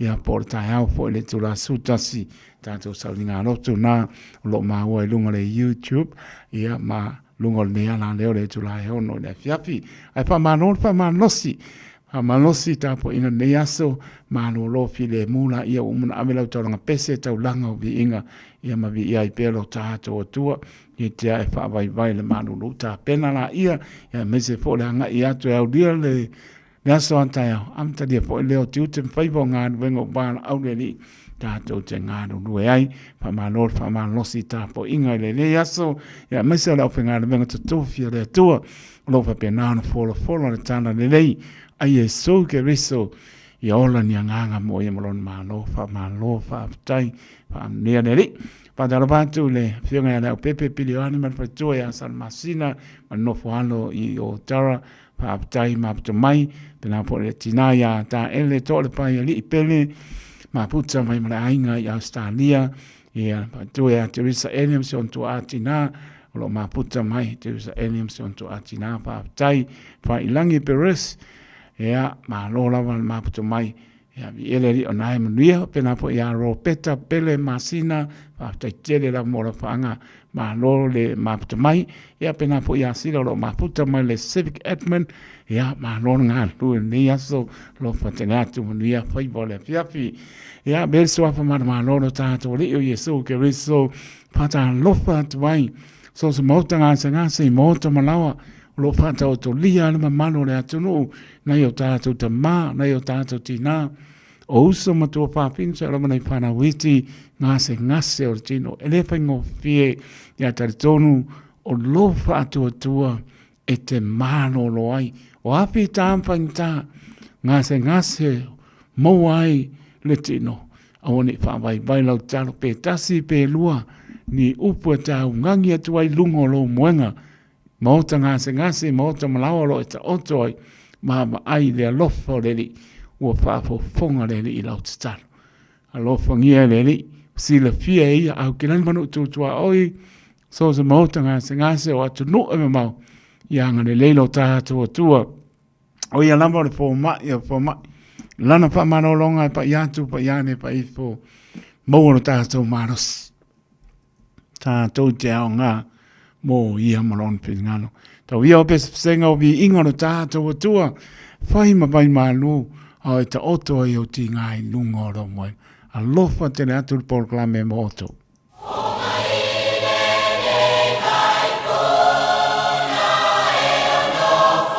Sala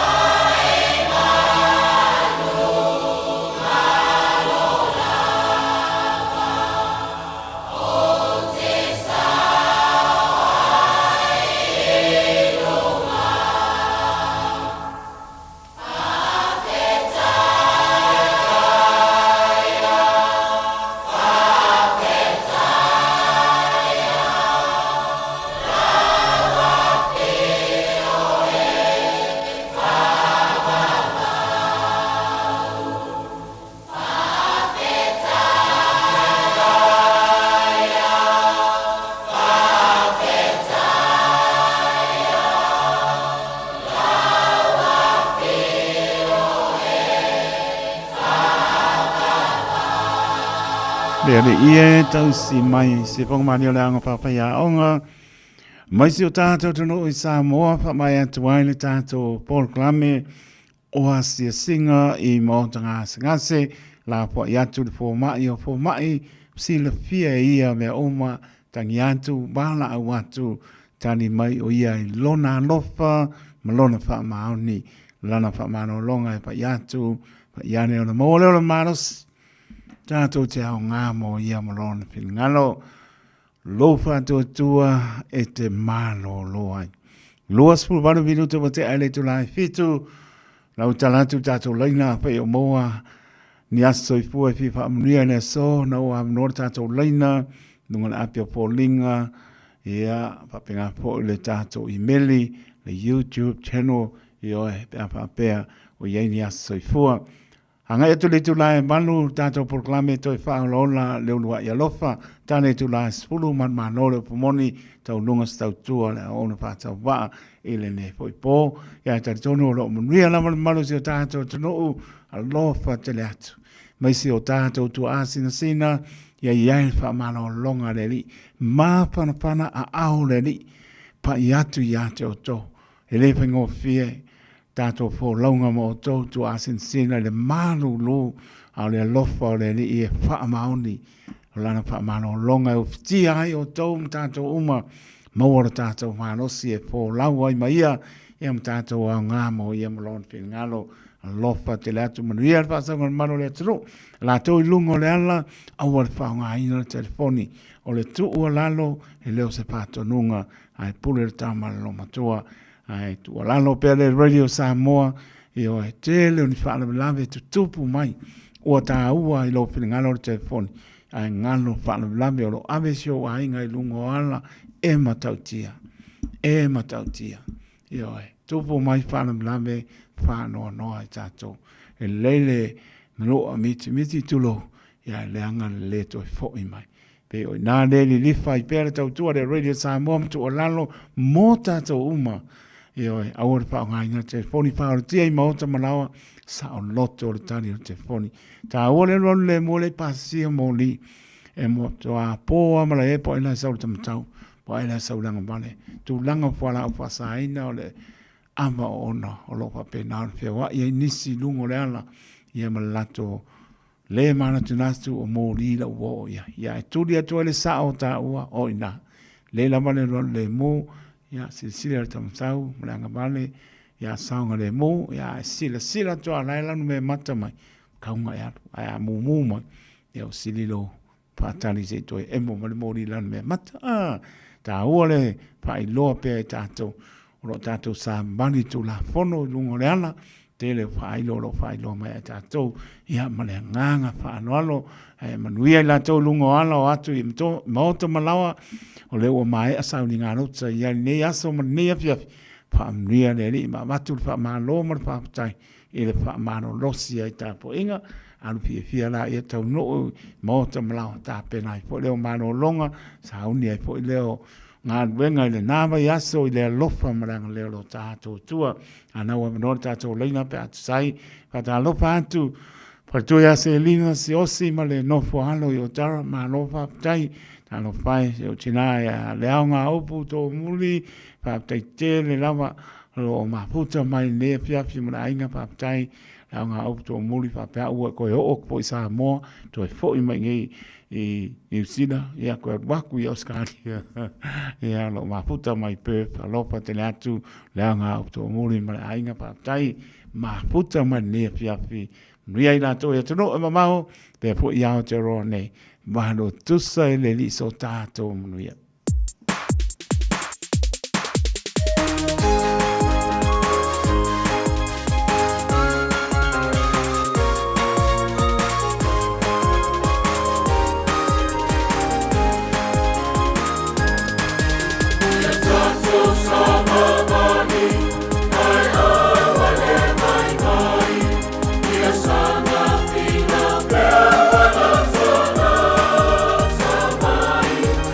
What's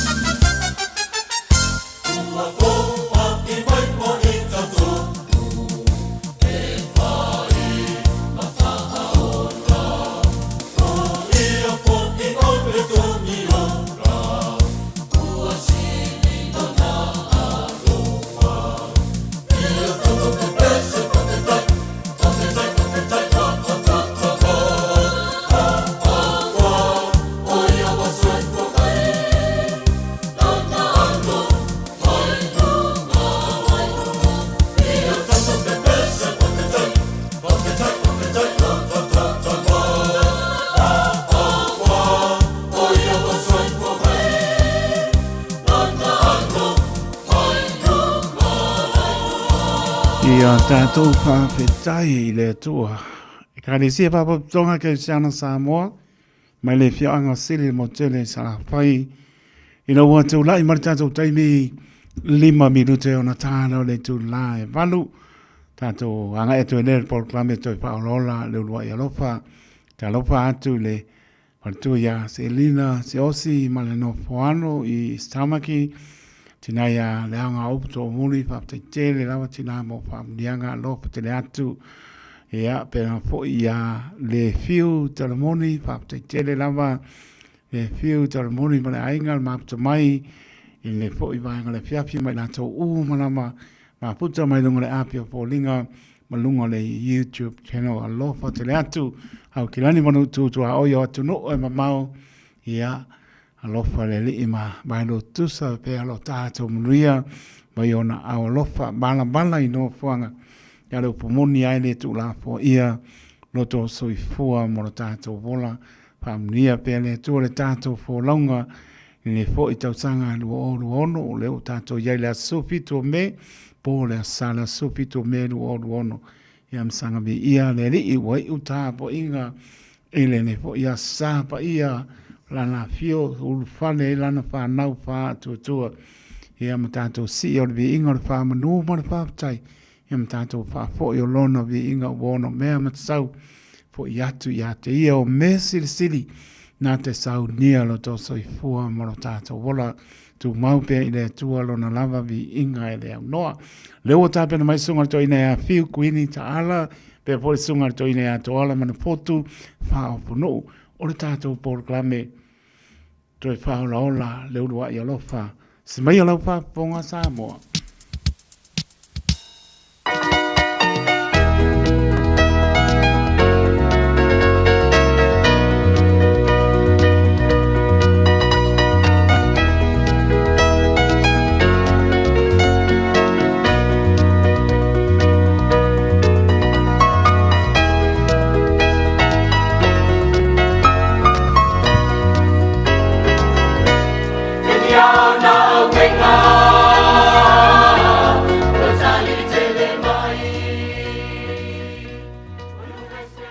Pevi voi toe whaatala whaatu Samoa, ia I lau whaafunga mai foi nea fiafi, whaamalo soi fua lau lei I le rofo le tua.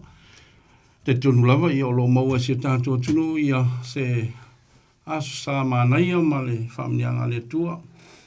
I lawa iei whaafi tauli, mwhainga tauli nei lawa soi fuanga lo tau soi fuanga tātua olai.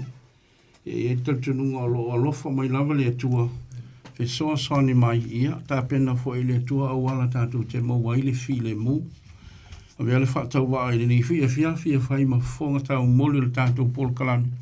Ia e whaatalo whaatua ile malu Samoa malawa, o lo maua mai le tātou whaasalalonga le fia finei, mātou te whaatalo whaatu, ile awa ma le whaalo le tele, ma le nganga fia e talia whaatasi umamai ei, o tau o mawhai on tātou mafuta ile nei fo ia fiafi. Whaatalo whaatu I le au whainga luanga te tofi le tua I whawhengainga mo lātou whalitua I so se whata whai tauranga I o lo ma whai ona maa whonga mai le tātou pol kalami o le te talo Ia iai le whamunianga le tua le nei fiafi au tātou maa futai Whaatalo whawheilo I atu I lātou o lo I te tono maota ngase Ia o lo ma whai ona whaalongolongo mai le tātou pol kalami ma tau te mana tua pēr o tau, te talo pē I aile whisoa sani le tua, ia wawe no toi whaafoisia le malo loina, ia ma toi fo I atu I te tono a inga maua mawhutanga whiwhia. Ia olo iei tūlanga whainga tāo ngase tātou whaatuatua, ia ma tātou si ngase pē I le tua, olo whaafunga mailo tātou ta mālofa, ia tātou te talo. E mana tua fo I Samoa umalawi te tonu o no whanga to ese, ia mātou te whaatalofa ma whaafeilo I atu, e ui lava o iai I le pule fo ia tūla whono, I le o maua se saolotonga, ia auane I ngalo o whaatasi atu le tua, e whesoa soani mai le tua, e whaafonga mai fo I le tua ia tātou te talo pe I le tua, wawe na o mai se taimi e tusa malona whina ngalo, ia tātou maua whaatasi e fo I le saolotonga, ia ma whaapea on tātou au na mo le tua malona whina ngalo.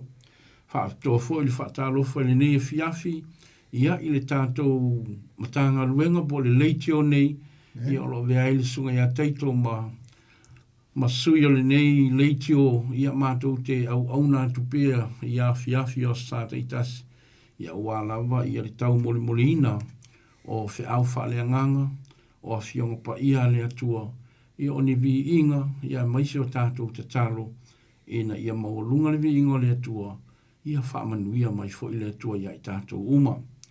Ia, malatua fo i lātou o lo iai i wha noa noa o na pua ngā, ai maise o le malanga le oti, talo i iai le wha mai sengo ma le wha mawhana whananga le atua i o tau whina ngano mawhatia, talo lava ia pa i atu le mana wha maise, ia o le mana wha mawhana whana o le tātou atua, ia maua ai le file mui te tonu o tātou ainga uma. Ne ia fiafi o le te talo, ia whaamanu ia mai le atua, a tātou o mafuta, i le nei ia wanoa tātou te whaasoa ia na whiong pa ia tātou talo fo ia whau o mai le ngang pa ia, i lana au auna, ia sunga ia toala, ia e whaasoa ina ia le tātou mta upu i le nei ia fiafi, ia whaatase i fo i masau au aunanga ia le soa niatu li whaitauino le tus pa ia, ai se i whaamanu ia mai le atua, Samoa, ia alo maia, le a o whia le tātou te talo, ia ona whaau o tuile se vi inga, ma so a tuile tātou mawhtanga nia fiafi, puno mailo wau mo le tātou te talo. Lo mātou ta mā lofo o lo fia le langi, o i mātou lava o se whanau e le tonu i lau sile whanga pa ia. O mātou whaaftei tele le neifo i awanoa mātou te atua i o luma, ia e se i e whaamanuia mai, whaaftei ua umona maliu Jesu Keriso o lo walo pele, e whaama ngalo ia mātou ang sala. Ai pangalia, o le nā tūro le ang sala, e le mawhai o nā e se i o mātou tangata, mātou te talo e nea fiafi, se i e lofa mai, te i a wina mai le nganga pa ia mafuteina i mātou umale nea fiafi. A o mātou mafuta ai ma Samoa umolo, mawhai o nā maua le nei pol kalame, o lo mātou whanau naunga, se i e whaamanuia mai. Se i whaamanuia ma whaapa ia i lau upo le a wholafoleina le nei pō. Whaau ufo i lau au auna, mai mātou umalo au auna nea fiafi. Ia whaapea ona manuia mea umalau, ma walunga le vi ingo lau fio. O le mātou te talo lea lātu le suaf pa ia o Jesu Keriso lo mātou walii, ma lo mātou whaola. Amen. Fio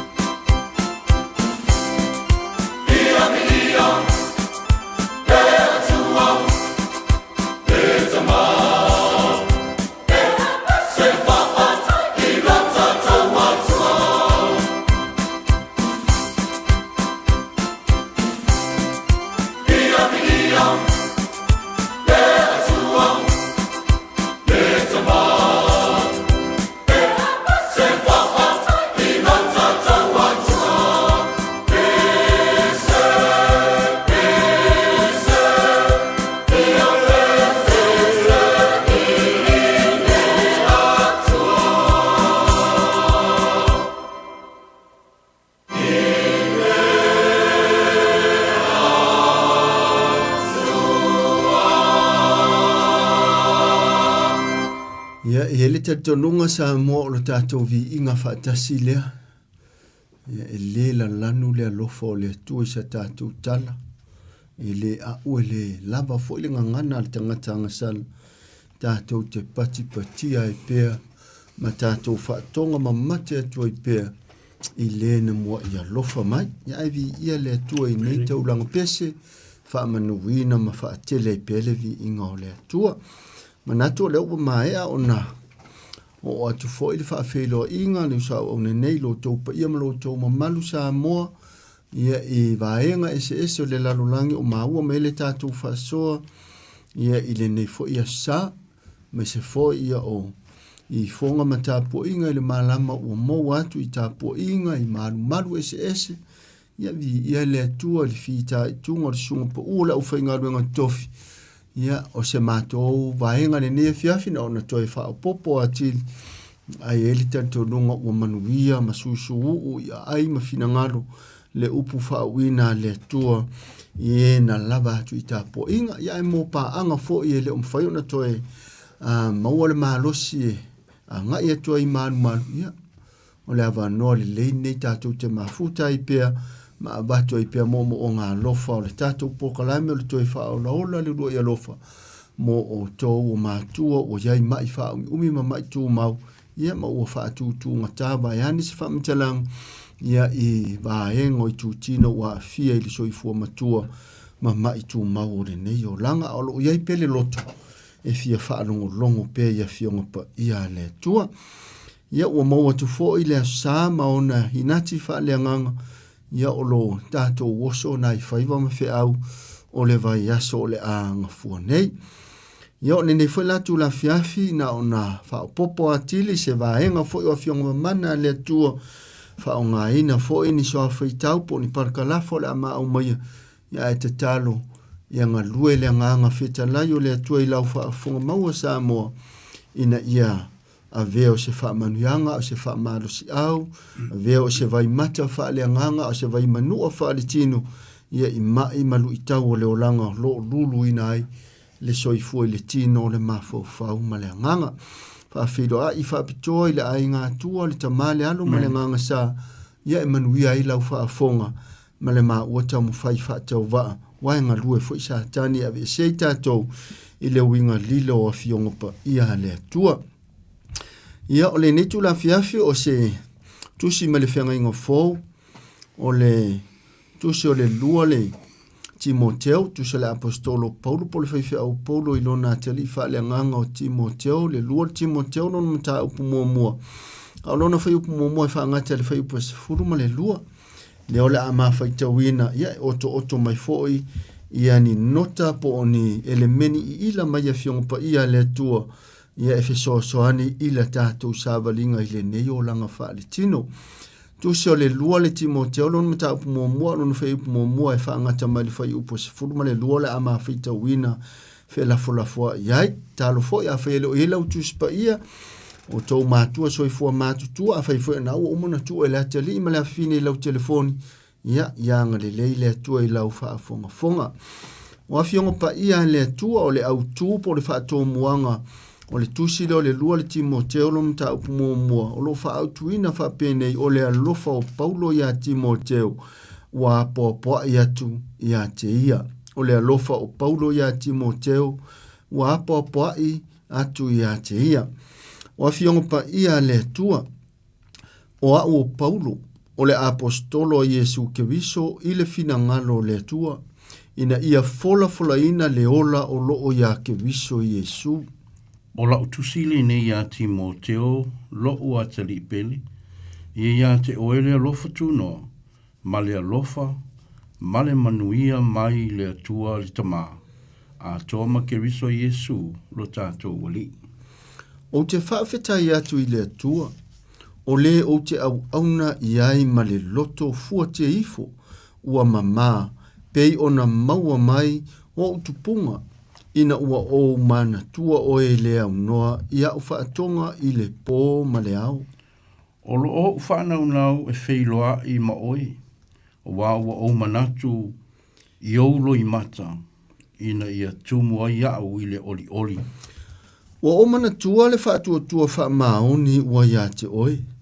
Samoa i ai ia loi o le tina o lo tina. A toa ma eunike lo tina o lau ta ofi o lo o iai ia te oe fo. O le mea lea o te whaamanatua tua ia te oe. Ia toi whaamumu le mea alofa mai le tua.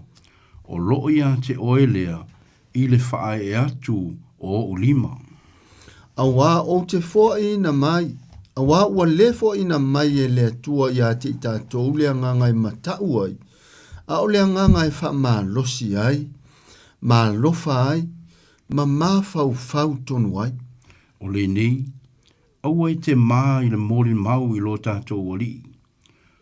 Po o ona o au o lo ono tia ona o ia. A ia ti ngā whaatasi i tātou ona o le tala le lei e tusa ma le mana o le tua. O le na whaaola mai ia i tātou, ma wala au mai le wala au pa ia, e le tusa ma tātou ngā ruema, e tusa malona lava fina ngalo, malona lofa tu noa, na fōa i na mai, ia i tātou ia Yesu Keriso, talu mai le vavau.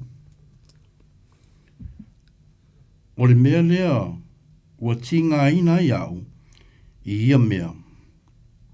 A o te le mālawa, a wā wa o i loa o ia, wa o whaatua tua i ai. Mā o mauti noa, ua mawhaia lava i ia o na leo leo i le mea, na o tuina tuai i a te ia, e o atu i lea lava aso.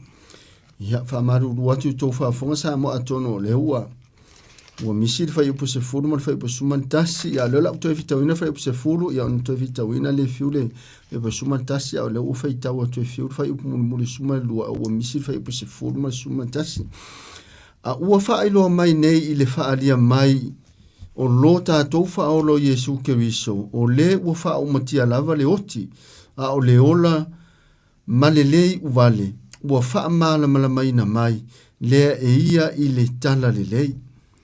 Ua tō fia o le tā lai, ma le apostolo, ma le awa.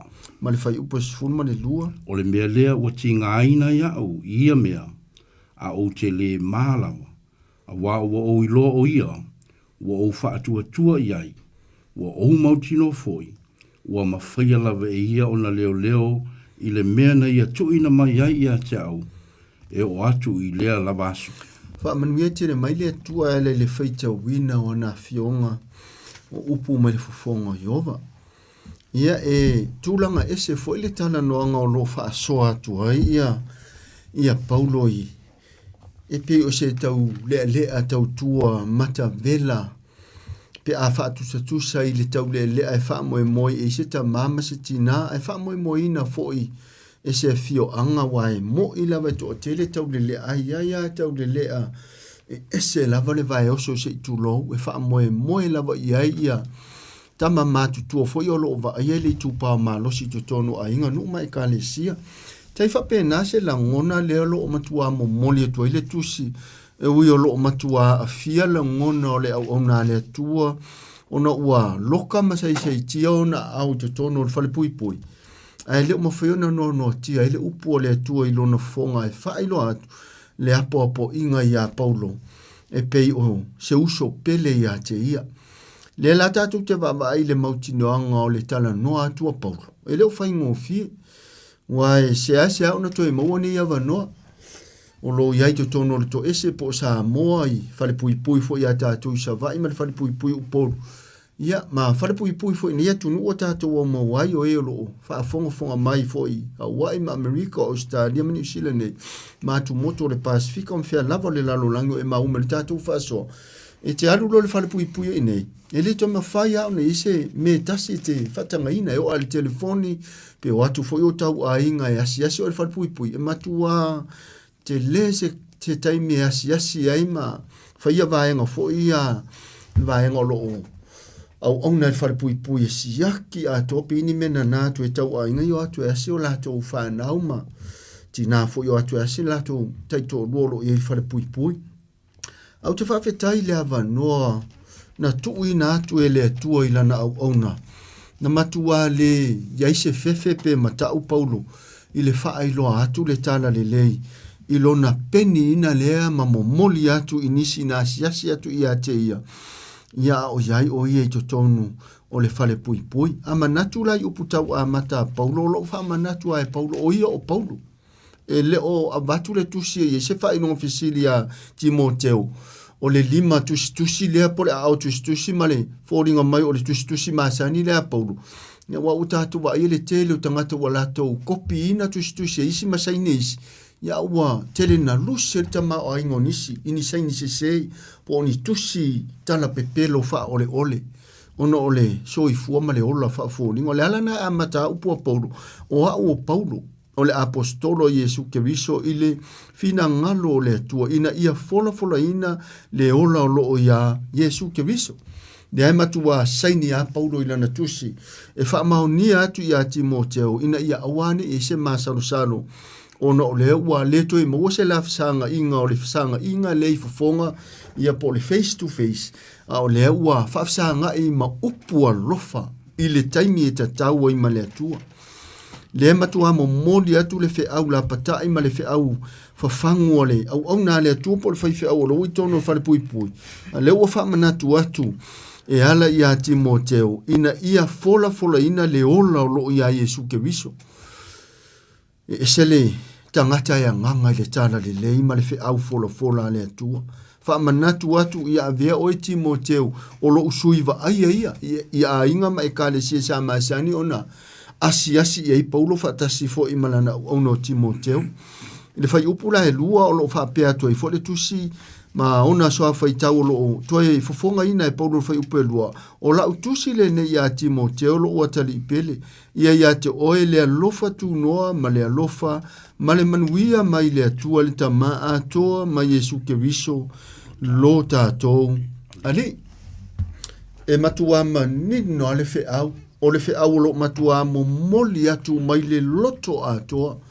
o se polo inga e matua atu ina atu atoa le loto le au ne hui wa matua misia Timoteo i le la maftanga i le tala ina o le fe au ma se tasi e taitoro ina e tapa i aile fai fe au a o le ala ua sai tia ona o le sai tia o i totono le fare pui e a ele o mawhai ona loka ina ile upu le atua ta ua yo le fai upu le lua o la utusi le nei ia Timoteo lo ua tali i pele ia te oe le alofa tu noa ma le alofa ma le manuia mai le atua le tama atoa ma lo tātou a li o Yesu Keriso po Yesu Keriso lo tātou li ma tu afa manatu tu lava e Paulo Timoteo o te manao ia e mana tua ia iaipe ia te oe le alofa tu noa o le atua lo tātou tama atoa ma le alofa o Yesu Keriso lo tātou li fa mai lor fai upe tolu o te whawhetai atu i le atua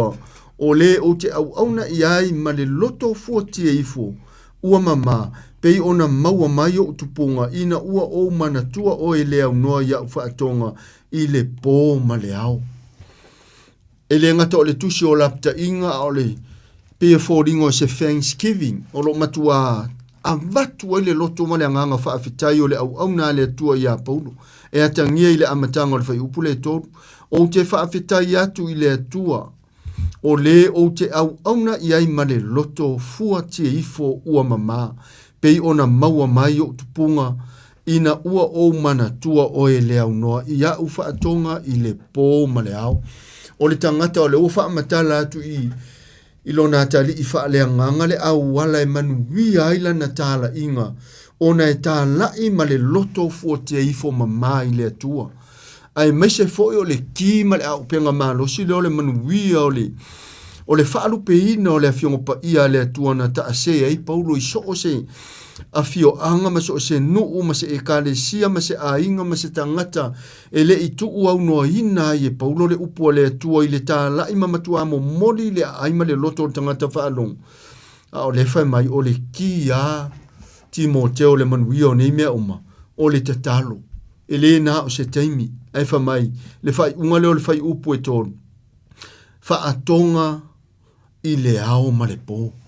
Yo te le iloa sa mo e o la fo ia ma o male uso nei le lo po le al te leo lo so i fu te talo na ia pe se ilonga wo ngo ti ai ta to ilu i tau o mai o fa no no anga ia pe se ilonga wa watu i uta i le vao se tu lo ia wa fia mai ia mea to tino lau fa to anga po o fa le anga mai lau pa fu o lo ia manu pa langi tau se ila ainga po le ale to inga te talo pe to ai te talo i te mi fa pe o le ata le fa i loe Paulo ya Timoteo le ki o le manu o le vala wina fa le nganga o le tangata i le ngaluenga le matai o le te talo o le a upenga le ai mfa yone tato manu malo ina sa tani mana au le a upenga foi le e fe so ta i mai ile atua i lo tato tuli vai atu ile atua wai tau le la lolangi pelo furu a uma fana ia ai e tau le kerisiano i ona tuli vai i le ao ma le po.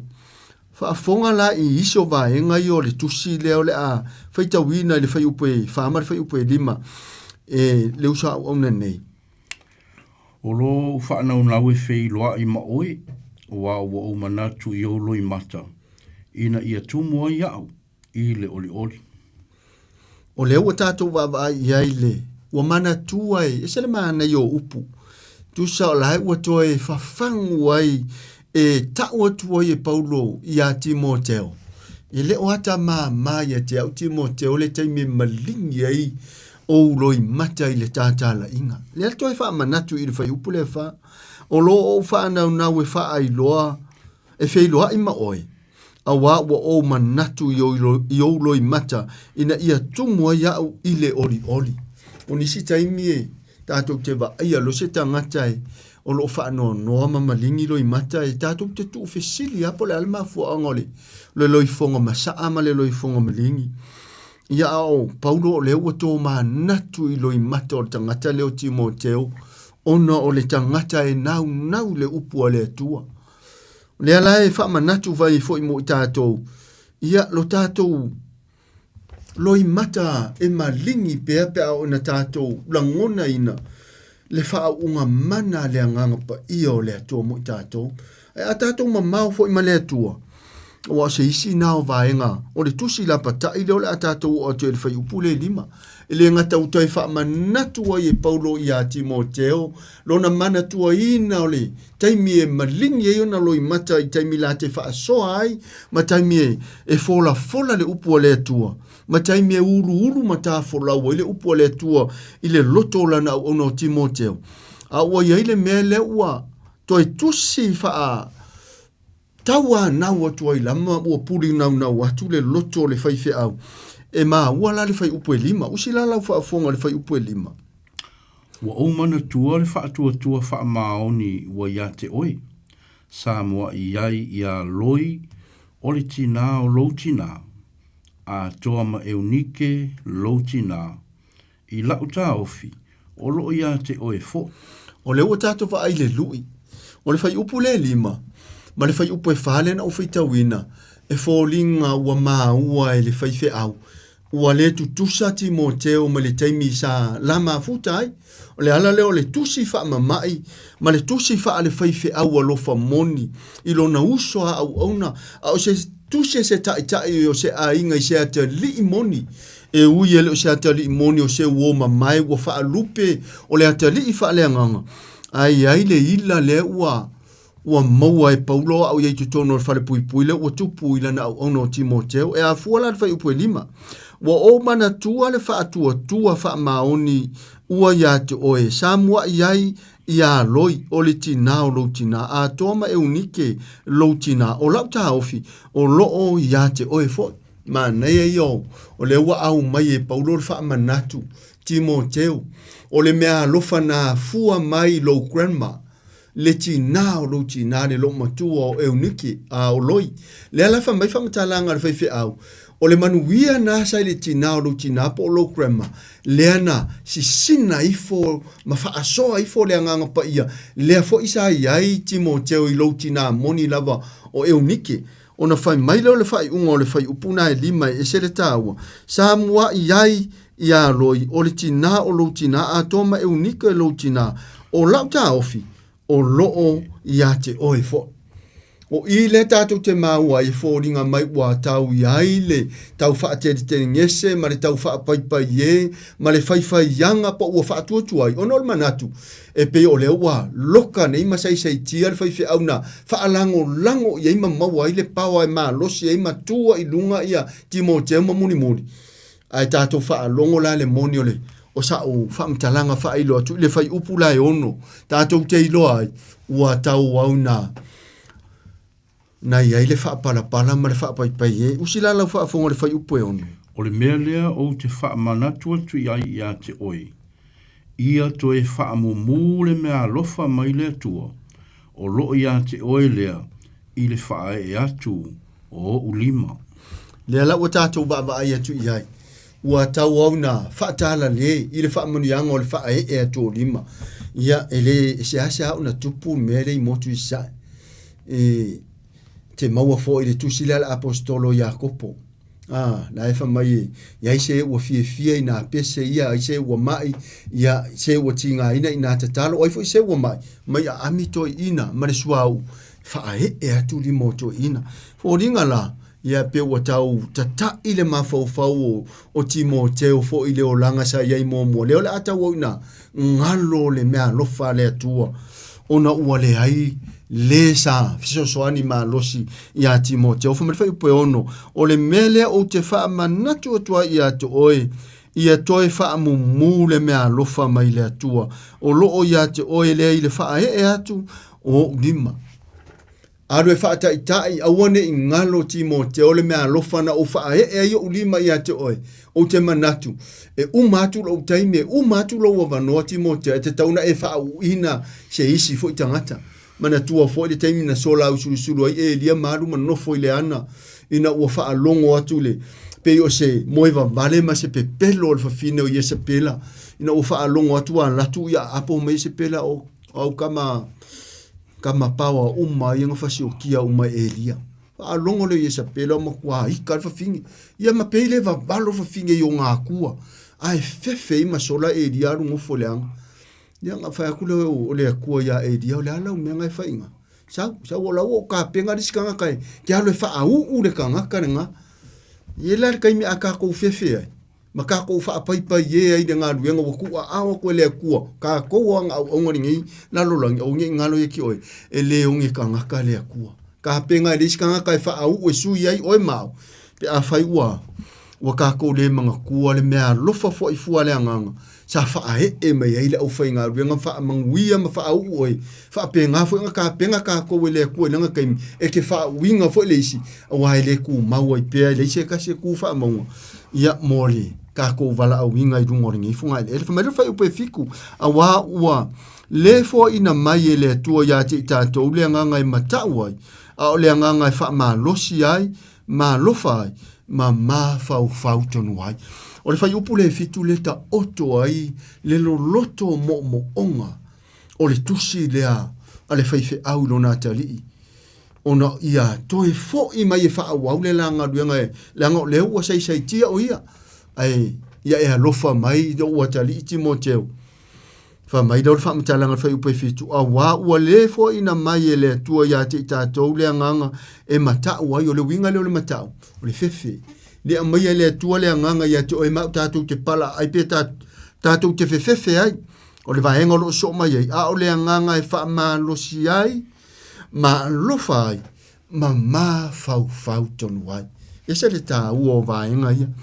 ya a fai o na ua tau mumula titile me a lo fa mani fa unga le nganga pa ia ya te oi ya o le fe au fo i mo tatu o Timoteo tātou tangata o le tino i fui taimi tātou te whaapalapala ma tātou whaiwhaianga ma tātou manatu e toi fo i le lalolangi leise isi taimi i le to me whainu tātou toi whiala ma le tunga mau e peoloi whaamalo singa le poto o Solomona i niso ana whaata oto i le tuso o whailaunga na iwa whai upusifuru mea umaua e manatu ma umanatu e whaia o tātou lima whamaia le poto o Solomona whaia ma le malosi atoa leise ma whau le aise ngā ruenga, le aise i roa, le aise poto, i le tunga mau. O le ala nao, o le tusi le matua, tusi ma le nau, ma le puru nau atu, o Paulo i lona atali, ona o le ua iai o ia le whare pui pui a vea o ia o le isi paulo sui tūlanga ia te ia pe a whai o lona lava misiona o le a ngata ma masoia ilona soifua le whare pui pui o mai lo le whai upo e walu o le nei aua e te mai le mori mau i lo tātou wali po ona o au o lo o nono tia ona o ia a ia ti ngā whaatasi i tātou ona o le tala le lei e tusa ma le mana o le atua ia e inisi tangata e o lo pua ngā e o lo ina sala i lumo le nuu e o lo na adu whare pui pui pe e ne mai fefe matoe mai tu e tala i tuspa ia te leo tangata ia popiula nei le lalolangi i lauwa ai atu le Hope Channel ma le First Light le ki vai kangaka ia ngā mai sio mango kangaka ngā lako sela inga fuala au whasa inga fulia le atua le olanga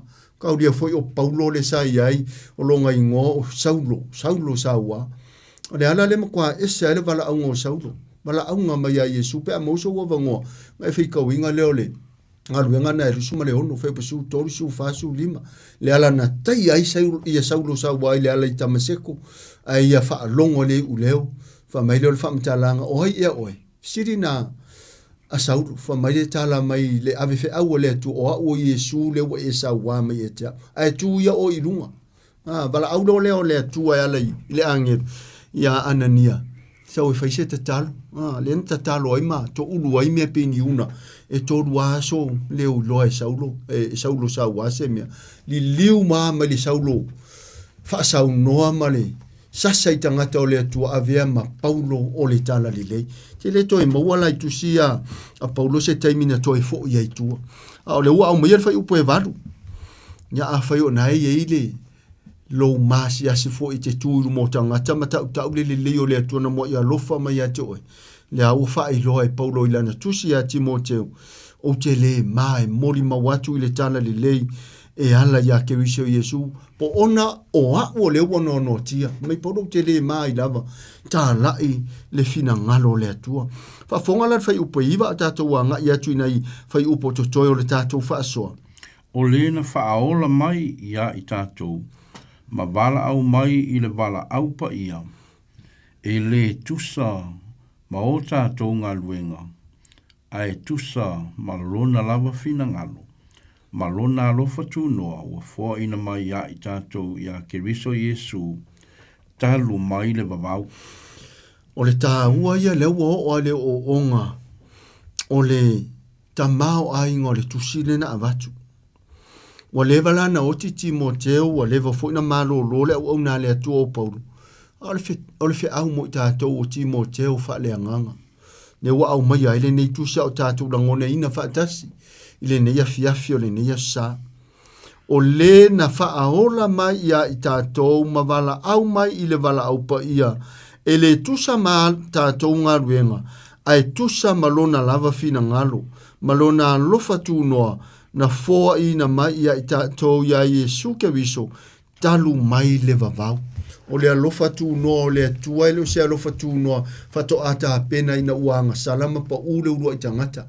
E te ma wole wha mao ninga i de Ioane Evangelia le ronum tau pumo mua sa i le amatanga le loukou, sa i le atua le loukou, o le atua fo i le loukou, o ia lava sa i le atua i le amatanga, e le ai fo i se me tasi na whaia e le whaia ia. Na e wha li liu fo i sa i le amatanga le upu, o Yesu lava o le upu, mai o ia lava sa i le atua i le amatanga, e le ai fo i se me tasi na whaia e le whaia ia. Wha ai ular whai upu ia e iwa, i le tāu o le whiaunai mo mori, o mai talu mai le vavau. O lona alofa tūnoa na fo ina mai ia i tātou ia Yesu Keriso talu mai le vavau. E leo se alofa tūnoa fato atupu le whenga inga fo. Mai lava i le fuafuanga le atua sa iai le finangalo le atua le ola e whaavavau le ana liu le tangata o le atua lava ne nai le mavaia a ua liu tino tangata le atua le whamaiai upo te tatalo Yesu i le Ioane Evangelia lo mutape sumare fitu alo whai upo e tolu o le nei lava le ola e whaavavau i a lato i loa oe le atua moni e tōtasi a toa malena e au ina mai o Yesu Keriso po o Keriso Yesu a whai o nai te mawhawhawha to a e wa ai le langi mane o lai wha le langi. Se la le tai tonunga. o Yesu le ua liu tino tangata ua tanu mia ma toi tu manu malo le ua fio atu le whalewhita wha imoni le langi le i whauwhauina ma whaia ni di manga sala ai na whauwhauina le atua o ia o le ola e wha wau o tātou baba iai le alafa mai Yesu tau wa lo tātou wha atua tua ia Yesu o na tātou maua lea ilo na suafa tātou te maua ai le langi ma le ola e whaavavau awa o Yesu o ia lava o le ola e whaavavau. Whamelo le whai upu se fulu a ua whaailoa mai nei i le whaalia mai o lo tātou whaaola o Yesu Keriso o le ua whaaumatia lava le oti a o le ola ma le lei uvale ua whaamala malaima ina mai lea e ia i le tala le lei. Whaaumatia le tunga mauma le oti a ua whaailoa mai lea le mala malama ma le lei uvale o le tino Yesu ele imanu malo ia ile tunga mauma le oti.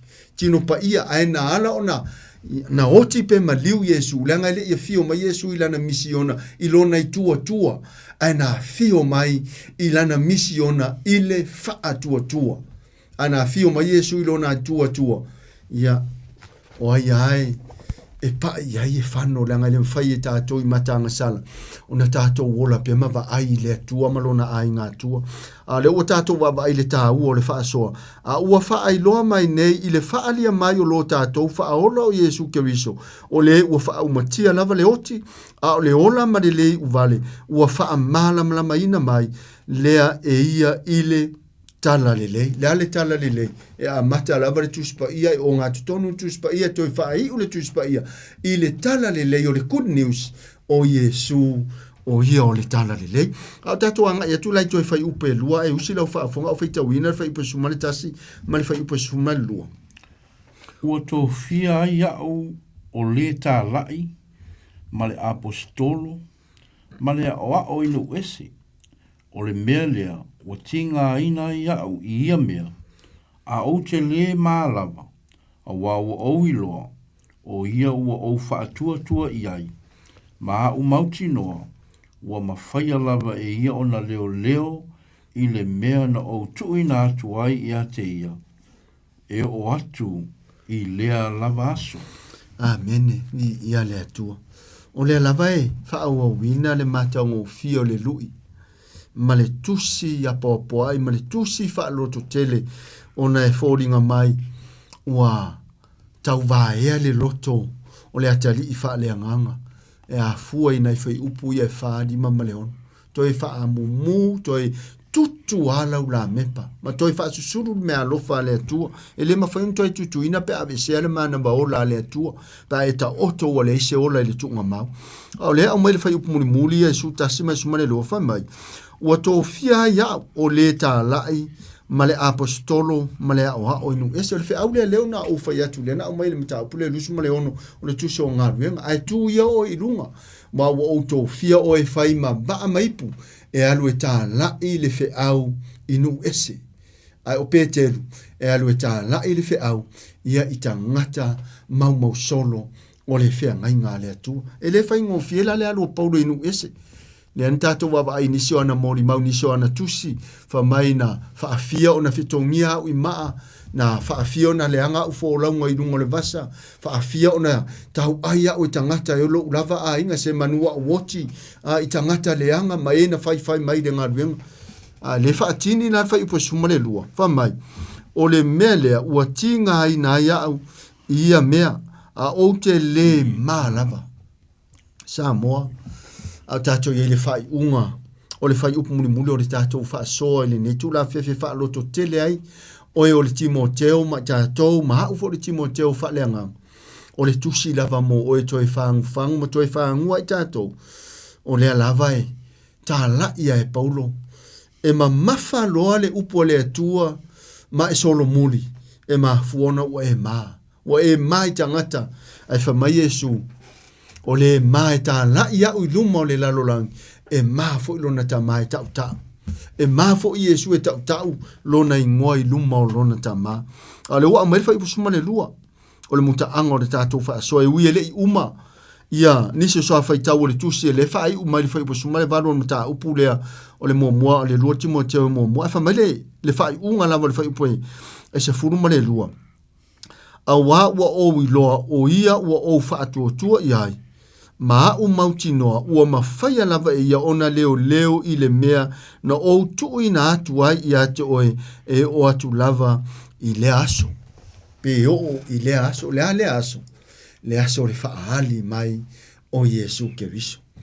Ia le ua o maia le upo le tusi mo i tātou, o le ki ma le awala, e alona e le mai tā la i ma fola pe fola awala le whaatanga i ma ua i umafola ma ua taimi, tō te le toi whaafonga ina fo i le titi mai ma le tau longo ma le fau tua atu a le sunga le matua tau langi po le sunga le awa o ia teito umafola ma tau taimi e pasi e le atuala na fo i nista ngata ia ele tu maule le o langa nei a le upu lava le ale tu sipa ia se ivanga na o mai fo i nisi whaamatala i o la tau filosofia mo la tau langona whale tinu a le upu le atuala le upu wha le anganga e te ola ai, e maua ai le wha malu singa e peona lui atu ia le toi ina, po le whaife au ina na au na ia o Timoteo, mana tua le mea lofa sa i lo grandma o loi, sa iai fo i lo tinao eunike, o te manatu fo i Timoteo, na ia te oi, o i fo leo whai upo e onu, ia toi wha susulu ma toi wha mumu, lau mea lofa, o lea,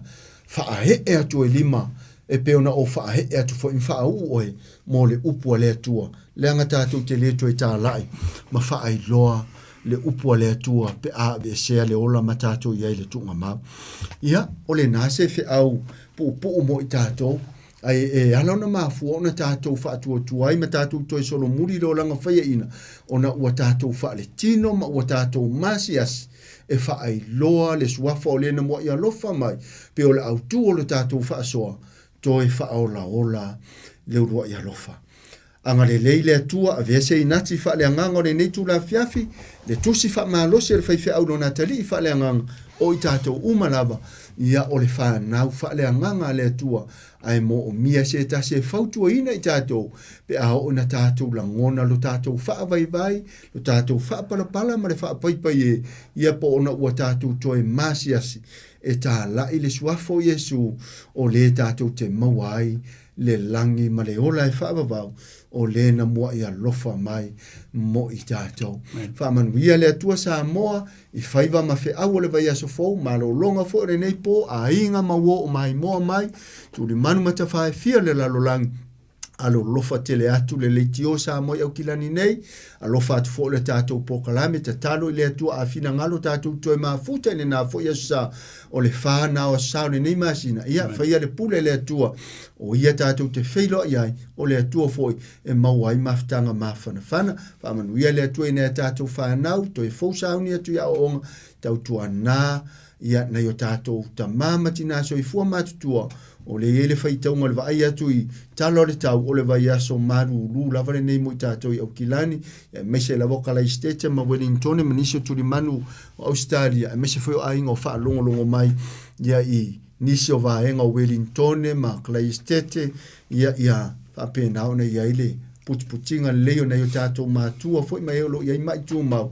ia mese whaio tātou i le suinga o le tau whamanuia le atua sa moa i fuafuanga uma o le vai aso fau le ua tātou la sia la whauina le tātou pokalame i se tatalo whaaftaita mai lo lofa whaaftai la upu whaaftai mo tangata o lo tatalo ma manatua mai lo mātou whaatau wa whaaftai fo i le vaenga le usonei a fiu whaaftai fo i mo taito le ona sa ia ona whaiva e le whaingo fia fo i le whea ngainga a le whea ngai eima tāpua inga mai fonga i le mālama o moa a e tiri alu mai lava i le manatu mai le vala aunga tatalo ia whamanuia ia taito ma le whalitua ma le nofo alo ma le toa fo iniwa folau ma le au auna le atua i Amerika Samoa i le sauni atu le lato a tāpua inga i le asata e au i Amerika Samoa ma le United States ma niso atu nu e taimitutusa ma i lato whamanuia Samoa mai mai whaanoanoanga o popole masiasi me se o mai o lo langa niso whataunga ina te moni talo ta mai ate la to o sawa ina ma fasio tio no la upu ma lo suafa Yesu a vele nei fe au nei fiaf e mātou te langona ina i pia toi tutu ma toi vava aila mātou mea alofana e te tofi wala wina i mātou ua ele mawhiona mātou toi au nei lau fio pe ave e sea le mana vaola i lau wha malo longa nei o mātou mātua so i fua mātua i lau wha malo longa mo i mātou po kalame o muri mai anga le lei lau fio tuli lo ina i lo wanganga pa ia pe a mātou o fo ina no whanga nei malanga atu i dungo le ala mua atu lo wanganga mana tua fo inisi pe o le uso ia to afa o lo iai ia tu langa fo iti ngā ina si ona whale tua mātou si i mai atu le au uso fo i sa mātou au auna si i mai atu si ona whale tua lo iai tu langa o tau mate le ete ia o lau fio lava e te tapu au ina tau lava lo mātou whatu tua ai whai wā venga lau fio i mele o iai le iloa o li mata mai tai fo mai me se o le natura o tau la sia ma le au whai te talo whatu tua o lo mātou talo leta mātou mau mea i o mātou lungo malava le alof tu no lau fio le file mo Yesu Keriso ato ai tama male maftanga mafana fana malo nganga sa ne yo o le fa babau e fa babau lava amen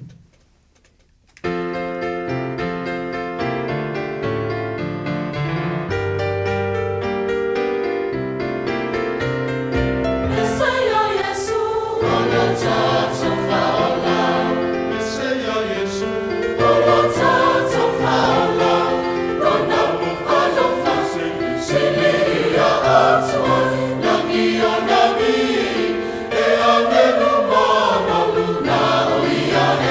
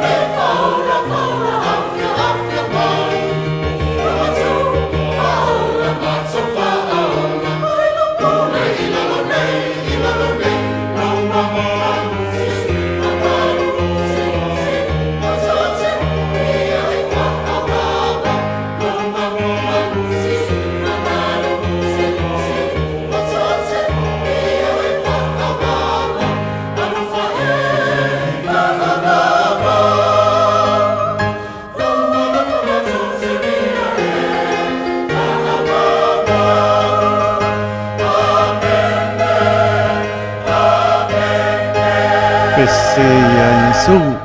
Si pong Maria le kale sia papa tonga ke sia no Samoa mai pakuranga. Mo le toi foi ala faanga sunga to ina mano lo ya ba e lua patu lo fatene atu. No falo ye fa mano longa le li. Se o le tama te le li le tu la po ia lava lo to soi fua mo tata wona. Pa mai atu ai por klame toi fa ola le lua ia lofa. Ia lo te pena ina va. Sunga to ina ya fiu kuini ta ana pe po sunga to ina ya to ala man fotu fa no to fa ola le lua ia lofa. Ma no fa tai ya na o no pena ina po nei por klame o po le ola sulu yo tato vai mam lama yo tato bona tato fie talia le o po le ola tap sai nai loto soi fua mo tato bola pa le nganga ni al po yato ana ona lungo ala spa ponga poi tato por clamele na to fa ola le ola e lo fa la sa mo iba minute ona ta le o le tu la iba ta le iba tato to por clamele nei po manu malo le pomoni ya patala pati ya le fiu tala moni mana ainga malo ma mai repeta pele masina malo la pa tai ina po ya sa lo sami ya mana ainga malo la ma mai ya nispo malo le tunu lo pena po ma mai le tautua ale radio Samoa so lima eva toru amo to patala fa tuai pa e maulungo tato tunu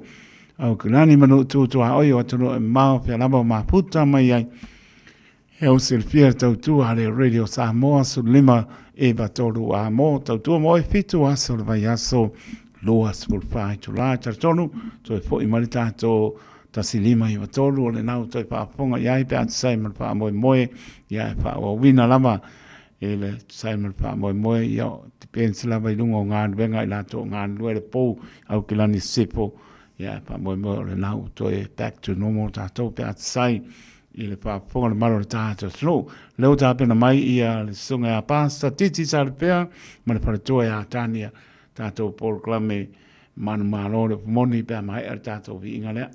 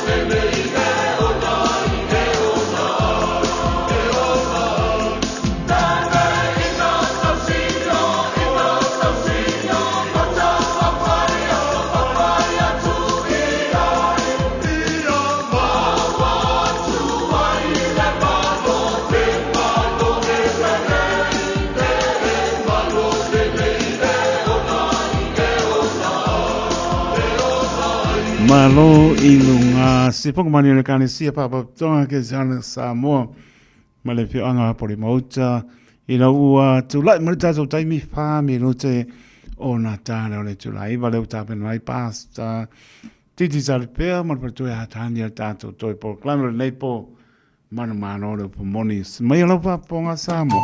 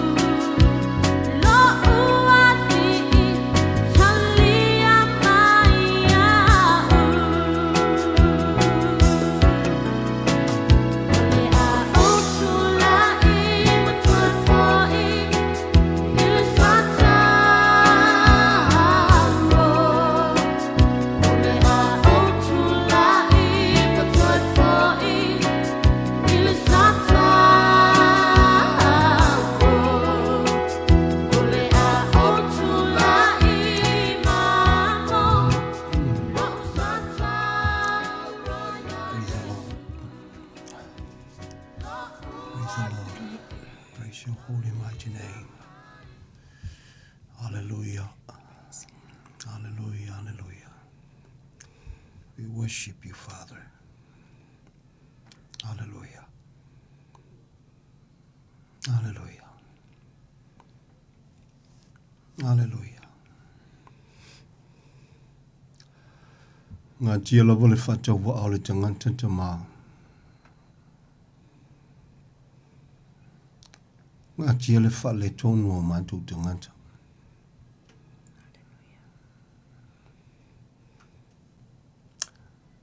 Se vai o le tangata lo mātou atua. Au se lea mana ia fo i lo mātou atua. E le tangata o lo alo whatunoa.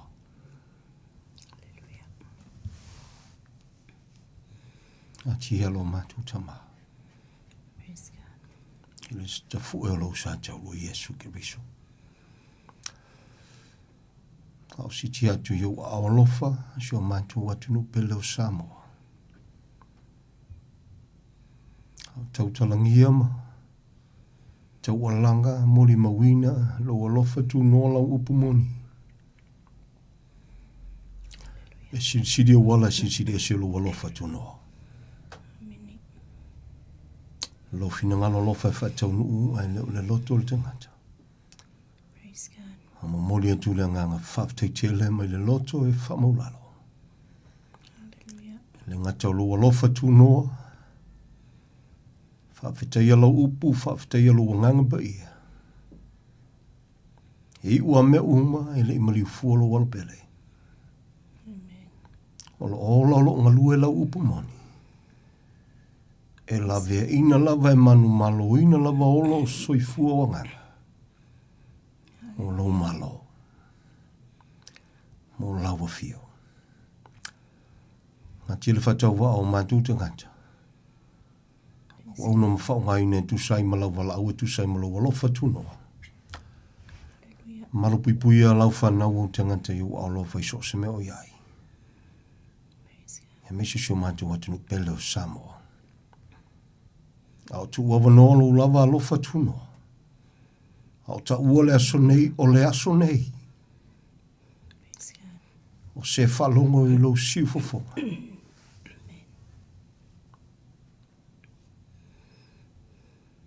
O se awanoa i le te tau o na whata malai. Manu ta mao.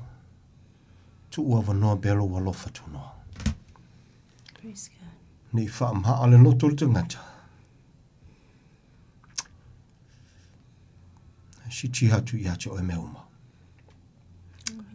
Whaafitai tele. Praise God. Hala ia Yesu le whaafitai. Amen, amen. Amen. Hallelujah. Praise God. Ia Praise the Lord. fo itu la le fiafi. Whatalofa ma whawhelo ai atu tātou por kalame e manu malo le upumoni. Si o tātou atu no pele o Samoa i le nei a fiafi. E whatalofa atu ai i susunga whawhengainga mo la atu whaitua i a so se tae lava so se tōvini. Whatalofa atu tātou por kalame soifua manuia. Whatalofa atu fo iau sinsino Samoa. Ta mama tina matua se ia o lava ia luma whanau. Whatalofa atu foi tātou paanga masani. Ie lo whapena o na manatua le nei por kalame. O lo whaunga ina lau au na whatau wa o titi sale pia ia o tō tau sangam. Whatalofa atu foi le sunga ia taito ia pena matonga luenea fiafi o tu le foi. Malo lava ngalue malo le onsai. Whamanu e tele le atu e lau sunga ma le ainga. Ia whatalofa atu foi le au uso le nea fiafi. Ia taitonu lo no whatapua i mai. Malo le ola whatua tua, malo le alofa i le atua. Soifua manuia i le swafa whapepelo Yesu Kiriso. Ona la sida lo whatalofa le nea fiafi. Ia le sunga ia titi salipea. La via ma ave fe awa le atua le nea fiafi. Ia whatawa a lava o ia. Ia taitonu lava i le whaunga mana le atua. Lo maua i pele malo si whale anganga e tau alanga le upu mai la fiampa ia le atua. Ia whamanu ia tele le atua. Lau whafunga anga i le nea fiafi. Pi ia le li. Amen. Praise the Lord. Ia, i eleli. Makango fia mai fuiringia fiafi. Malulu. Mafana malulu. Ia, o ilu mo lentua le. Ta whaafetai whatawa. Ia, o se whaafetai e mamori marita ele le loto. Ia, nā ua whaafafonga sa moi lau whatalofa. Ia, ia le li o na tūlanga i se pēni te ua misi sesi. Ia manatu. Ia o nasa e whatalofa lava ia Samoa. My dear. Ia malo foi. Whatalofa atu. Ia le li.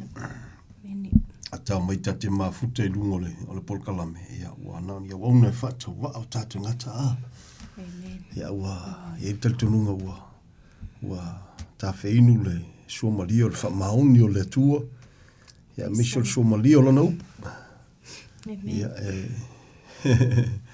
o le upu whai mai e le ngata o lo ola, o lo ngalui. Ia o le upu whai le whai mai ia wao, ia wai, e whaatonu, e whaapoto ai le tingata. Ia le li, e ua me uma, mole vi inga o le tua soifua. Ia e ala antu ilo nal bele. Praise the Lord. Ia, tolu fitu tasilima iwa tolu numero mwaina e walau ma yei Samoa. Le ne fo ia fia tātou mafutai whaua wina nei polkalame e manu ma lo le upumoni I so o se vaenga, ma le kinesi o le whalinga, e mana mia le fiso soani. E fia lava le loto, ma le loto e whamaulalo. Ia e fiso soani atu. A whai e au iei se whamtalanga le tūsipa ia o nā fo I la fiso soani atu ali tātou polkalame. A whai fo I au iei ai le manino, na o le tua e ato toa I o nā fu I hau I le whasoa ma le whasoani le tātou polkalame. O le talia lama le talia le Samoa. Ia o le whilwhilinga sa loto le nā. Ia e wauna ma le whamaulalo e whaongaina le upo le whilwhilinga sa loto. Ia o le tū o le whaalo alo atu ia te oe Samoa. An tanto wo e whaitau le tusipa ia. Na whatau nuuloa le polkalame le tua na fua I le soifuolo nano pele le isianga sala le isi pipelo. I ona fofonga. E nei tau a veo tatu wha le tonu I lungo le Santaulo o na le toia Yesu sa lo tonga le na le tatu titala noa le tilo teimi. Po le fu I e whaongaina I le ngangana yaso whaiso o po le ngangana le teimi mamori e le wheau. O lo ia te oe le filfilinga. A tatu tala noa I le soifuanga nei. I ona ia le tala nona e langona e avatu ma a tatu wole tuspa ia e se la le ngana le tuspa ia ina ua maliu Yesu sa mo le tunu pele tu lo o teita e le koe pule o ia te oi ia o le te lera o le fa le tunu na le vale na Vialeli, o le angai le sauninga, o le angai le tapua inga, o fea lava le tapua inga, ia o le loto le Samoa e manantua lai angai le tua, o me whatatau i le tua, o me whai i le tua, o me umatantou te whaia. Vialeli, ia ai, o le whaingata e manatu iai le loto, e mawhauwhau fo iai o tātou tangata, ia o le te lea o taimi, e manatu ma mawhauwhau iai, ai umane ua whatau nuu se mea e leo ngā tasi ma le tuspa ia. O na whainga tālea. Praise the Lord. E manatu manau naupe ma whauwhau iei le Samoa. Ai umane ua whatau nuu le mea e leo ngā tasi ma le tuspa ia. Ai o le whainga tāwhoila. Ia ua tulou awa teita. Ua singa ao si o tatu watu nuu o Samoa i le mesese. Ia la whangale upo le mesese ua atala noa antu i le mepepelo ua whaisi heavy. Ia ai le mawhai lava na ngungu waile upo le tua. Praise the Lord. O satani lava ia, o lana le pito la au o le pepelo. E leo se piko la au stangata soifua le mele na pe malamalama le tuspa ia. O le tama o le pepelo, e prefer ia satani. O lana le masani, au tatou, o tangata soifua. O tangata na amatamele tua e pule awa oile tua. Praise the Lord. Fausia foi le tua le tangata mai le amatanga na whaia lava mō le tua beita iane ina ua le matala ua vea ima me ua leu sita iai ia maoa iana le whaataunu wai le fina ngalo le tua ia ma wha le tonu ai ia saua ia le na via le li e iai foi la le tūlanga e tele na maasani ele ngana le Samoa ia asoi fua mai se alo se atali i se afafine na manatu le ia ole loa taua mai le tua. O na tanto walualua ia le whapea. A tala noa le tuspa ia. Ia awa te ita, once again, e leo ngā tasi le manatu na le Samoa ma le tuspa ia. E leo alo uma e leo whanau uma e whananau mai o se fina ngalo le tua. A te whalau tele le whamtalanga e leo alo uma ma whanau e soifua mai i le lalolangi le nei o vi ia i le tua. Folo ngaka. O le alofa nao le tua ia te oi. Alleluia. E le ia mai e le tua lana upu e kako ke kawaso ai. E le ia mai e le tua lana upu e tātou te ola leiro lo ai. No. O le upu le tua o le sulu ma le malamalama. Ai o le sulu ma le malamalama. Samoa i le tangata ua o foi natu le soifua i le tua soifua e ala ia Yesu malona maliu. E le mawhaiona a vel tuspa ia masulu ma malamalama i le tangata e le surrender le loto i le tua. Po ai lava lo tangata Samoa. Po o le a foi le matua o lo soifua Samoa. O le a le tūlanga nante iai Samoa. E le ngate tutonu a inga si o tātou atunuu se tūlanga i le whainga malo, e mai se fōi tu tonu o le kālesia. Praise the Lord, praise the Lord. Whatua a vea lava le upo le tua o le sulu ma le malamalama. Ia te oe, ia te au mai tātou uma, pe a whai ua tātou mua i salamo, ma whaatua tua ia Yesu Keriso. O le whatu na le tātou polkalame, o lo tau alangaina i le fia tau sanga o mawae, he o mai lava i le fiafil nei, ia manatu foi le sosoani o le nganga pa i o le tua, as long as we live. Alleluia, ma le mauti noa, avala au mai foi le tua, ia e ta pena foi le tua le si foi koa, e tau alanga le upa le tua. Praise the Lord, praise the Lord. Whaftai le tua e luna alofa, whaftai le tua e luna aga le lei. Pia na tau tino ai ma tau alanga le nei tangata o Paulo na o moli tino ia iutaia whatasi ma eleni le mata upu i le salamo ma le whaatua tua i le tua. O le mata upu le whaatua tua sa moa tala noa atu na ua te tala atu le ava noa pe aim na mia le fisosoangi a whaifo i o oe o le sa moa e ki le mga oe koe pakia pakase mea ma lo lava I le nau ta inga leo lau loto ina ia malama lama lau te ngata e tusa ma lau pu, ina ia e ola au auna I le tua e tusa ma lau pu. Praise the Lord. O le whaititenga, o le tele o au ngai, a mata le upu ai umangi wa upu oe. E a maka le upu ai umangi le upu ko whaife au. Ngā maka le upu le tu ai umangi ia wa whai ai oe. And it's really sad. Ia ai, o lo whapale pale pea le tua. Vi ia le li, o lona fina ngalo, ia wani whano se tasi na upa ia le upu lea. Antala no loa, le mori mau al tuspa ia pa le upu le tua. E ui lava nā wai mai ona whainga ese, I lea taimi ma lea taimi umatu lea au auna, ai whatu lai mai lea au auna. A wha mele whamtalanga le tuspa ia o le mea mautino le nā. Na mariu lo Yesu, Samoa, e ke le koe pule ia te oe, mātou te le tue pupule foi mātou ia mātou. O le matau tia lana o le mea, a tala no lola le upo le tu e wha matalama wha malama lama. Ia ona whainga tā lole ina. Ona whai mai lole o le tuspa ia. O le ale tue mawai lo ngase excuse o le te ngata e whai. Amen. Whainga tā lola ina mea. Via le ri. Le upo Yesu o te le isau e whaasala ia te o tau. Na o sau e whaatau nuu le lofa leo le tua tama ia whaola ina o tau. Ai a whatau nu mali e le tue pule o ia te o e pe a whaia te fiola I lalo le lofa leo le tua. E uila vaile I maliu Yesua na ia la fole upule na. Hallelujah. Na usau e whatau nu le fina ngalo lo tama. E tala noa Yesu o le tama le sau e represent, le sau e moli mau o ia le na sentinga mai o ia. Ai a lafa ku foi le tama, e whemel tama, whalongo I lo ua tali. Amana ia lo watali. Fa alo I lo watali. Alo lofa I lo watali. O le pule na watu inatu I lo watali. O ilo na suafa. O ye su geriso. O le whafkaya ngai le tua. Let me say this again, Samoa. Ma fifier kusbaya. Ai le kenese o le whalinga. Hallelujah. Waka fiu fai kau. E leo se vi ingo sangata. Awa ta oto ai mātangi ai mamakwa I maka ke kele ai le whakwa kuspa ia atoa. Ua nao Yesu na wha sa tareina. O nau ta lofa yale ya Samoa.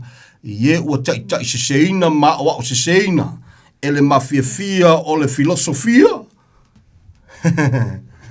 I ima o mkaukalkala ngoa I le mea. Ai fatua tua na I ale whakwa kuspa ia atoa. Ua nao Yesu. Ua nao Yesu. Ua nao Yesu. Yesu na whasa te roina. Via leli. Praise the Lord. Pea funa e whafonga. E le sao se tangata I se ingo se lotu. E le sao se tangata I le alava. E ofo ia I to finga matu langa o lo ngā lulu ai. E le sao se tangata. A tala no le tusi pa ia le mengo o le whatuatua na peise ile I ua tala no I se me le whatino ina wha le tino. Ai o se ngaluenga e filfili le loto le tangata e tali tonu ai. Ai ato tala no fo le matau po le whatuatua e tusai ma le tua malo na fina ngalo na fesilingia fo ia la wali ia Yesu. O le ase mea, mātou te whaia, mātou te au auna mga lulua I le ngaluenga le tua. Tali Yesu, wo whake ia la wali I le kalia Yesu. Ke lo foi e leko, ke le Samoa, ke le lau whailoku, ke le whaifeam kai o la foi e ka waso ai.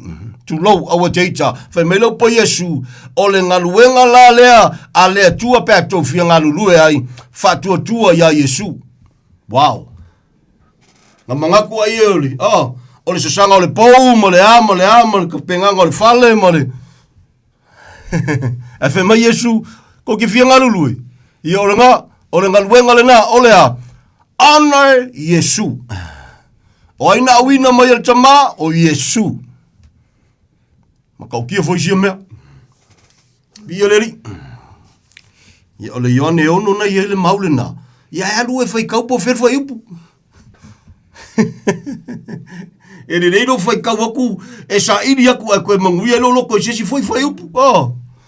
E tele na si, e to telefone te ngata si le mau si, kuspa ia si le mau fai upu and all that. Ia ua ta tu loa e leo sesi tu langa, e leo se fia eche, e leo se fia ese, ai ole alofo le tua le lotu. E alaina e whaafafonga mai, e se asia o koutinga aku le maka upu ma le whai upu. Me te whaafafonga mai ei Samoa, o te le sona tautala i se mea, e tautala i meolo tustusia. Ka ke le songa, langa ye fwere ka mga pi, mga wale, e ka o halu la kol, ka o halu la kol, ka o kule si whai upu, ka o kule maka upu. E do se mele anga, ai ase sele loto e whai ai. Ia ona mai maua leo le Jamie. Ai vi ia leli. Praise the Lord. E mana tua ai le au nanga la apostolo. E o afo ia Yesu na quota o Mose, ia o Mose, le Jamie o Mose. O ai, o Elia, o ai, o Jeremia, o ai lava lena. Bei ona tusia, ile Jamie o le perfecta lea. Na quote mai ia o le tua na whaongaina le tangata lea i le Jamie mo lea fe au i le tangata o le tua. Yo mana ka ko kai mi e whapenga. Langona ma i talanoa ma mafuta ma le mautinoa, it is written. Amen. Olo e talanoa e tusai malupu. Praise the Lord. E whinga tā tele, e talanoa tu whalaua i tele, o te tala le avanoa le nea fiafi Aua, emo melka ko mori. Ya, whatalofa tu le nganga whalolo nea fiafi. Se i ka hawhi mai il mele ki ua koli mai dial mele ua hawira kalango. Whatalofa tu le nganga whalolo. Ia, se fumuia, tu wale whawhengainga. Ya, malola war soi fumuia, ia te oe lauso po oe fultama.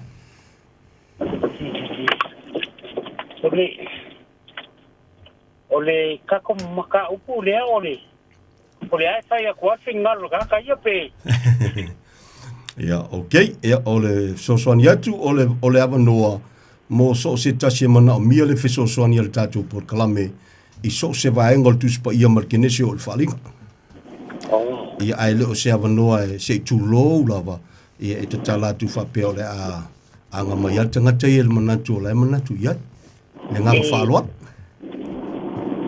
Te ai ola maka upu ole magmaro le upu mungi. Ja. Ja, okay, sia iloa. Ja, le upu mungi le e ke saungo ia magmaro. Ja, okay. Fa pupu o Yesu le tari na fa sa taroina. So se mata upo tuspa ia sapsapa ia e bori mawina si tiena Yesu na maliu. Ia ole manu malole na ole upumoni marikinesi ole falinga. So se mata upu, so se awa onga, so se tapua inga, e whaatua tua na ia Yesu ma peise iwa le ato atoa, le taulanga na tapena le tuela ia Yesu malona maliu. Ia ona, kansida lea, ele ole upumoni la ngai kalongo metkanga e ono tai se ina le tangata. Se fui la no cairo o i caia. Ja. O le aka que fa pe i caia ai o le foi ngale. O le kausi o kula fongo, mano cairo Yesu, o fai kau le kus pa ia. Ja. Ai o me uma ka ia ka ke mau ai le. Okay. Malo fa vita ia le a faina wai. Tu lo lava foi o tama. Ia o tato uma. Ia sa tātou na e soifua mo tātou wola mai siolanga. Foi lea tupu ai. Ia ala sa tātou alanga o tātou tua ama, tātou tua ama. And so forth. Ia le soifuanga foi lea ia tātou wanga i le lotu. Ia atu ia whai mai o lea tua ia mau. Si mai lea mau ia si foi awa wina ia tu la fono se fuliu. Ia ma vahenga u molo o manatu lo o tustusi al tuspa ia. Ia ai o le whawhetai ma le lotu e wha maulalo o tātou lotu. O lea lava i te tono tuspa ia lava le no ta whanau mai o lea iai lea lava iai o mai lava le nea fiafi. Le wha maninonga ma le awa uina wha o le fionga le tua e tusai ma le fionga le tua i ona vaenga i se peona tau e pauru. Vai tonu wina le upu a le tua. Ke vai ko winga la lea o le ko inga vai le ke saunga iai. Ia, okay. Poi le fiso ngi mai aka ikala. Ia, lea faina. Lea faina. Ole vai tonu wino le upo le tua. I to tonu le tuspa ia. E tolu tu inga tangata o lo soifua i to tonu le tuspa ia. O le tangata mumua le tātou talanua e whaingoa o le Israelu, ia po tangata o le whengai ngā le tua no si whengai ngai e amata mai a per amo. O le si tangata o le tono le tuspa ia, o le nu ese. O le nu ese, o le tangata e le aiso na pitanga i le tupuanga lea, mai a per amo. Isa ako, ia kopo, ma whaasolo mai ai lava, ia malesi lo tangata e to tolu ai, o le soifua lungo le whonga ele nei, o le ekalesia. O le ekalesia la, o Yesu le tali, ai ui uma yala wali e to lua, pe Israelu pe nu ese, a ui a Yesu, o na mawhaila i o na avea ma tangata o le ekalesia. A olola na avea o tangata o le ekalesia, ia ua ese lale, ne la asanga wo o iai, ua avea ma tangata fou. Wa iei le ola fou, wa iei le wha moi moi ola. Ua au na foi lai le tua, e tu sai ma le alofa tu no le tua. E le o li liu le tua o na nafi, o le soe o i le whavavau, ai o le awaunanga, e le toi ola wha whenga inga tu ai, pe o na awa o mai ai, wha matalanga, ma o onga ma wha tonunga, o le whenga inga tu ai. Mangai. E ai da. Fa sera le mele sa pe kala i su ole o ko ia se lengi po se yuka ia. Awa kukusa ka ko. Ia. Ole ala ia wingo le ia. E o na ua fetala i sa oa, o na ua fetala i o le wha malosi a Paulo, le wha malosi le nā whai mai, ele o to ia se iutaia po se eleni o Paulo o le Israelu. A ua pupula mata o Paulo, wha pea Paulo, na o Israelu a le atua uma laulangi. A e pupula ene mata o Paulo, a woi, o le wau le lofa o le tua, no si whea ngainga mo la tua ngata mā, inu ese sa mo i ta uanu ese wha pau pau. Nā lai lona pupula ma tau paulo ma whapei fōra na mori mau malan tau tino ngai lenga lua le ngango le tua. Israelu, le ai e lenga o kākou. A salamofo i lengu ese makalia Yesu, o lewa totonu o le tino geriso. E whape na fo i lan tau alanga ya Israelu, ma whape atu ya Israelu, ona a inga le tino Israelu. Nge mika kākou whape o kākou nga kupunga mai a per amu. A le kalia kākou Yesu, e whale kongu le iunga o tantou. O ai la ka ngaka e o sa o ai le langi.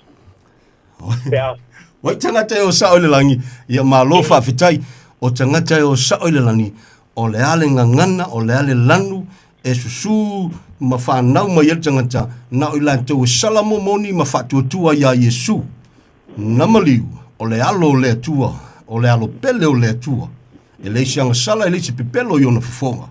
E na ia tau o veo tātou whale tonu, ma tutu i lungo le santau. O ai tangata sao le langi, so se tangata soifua, e salamo, ma whatuatua ia Yesu Keriso.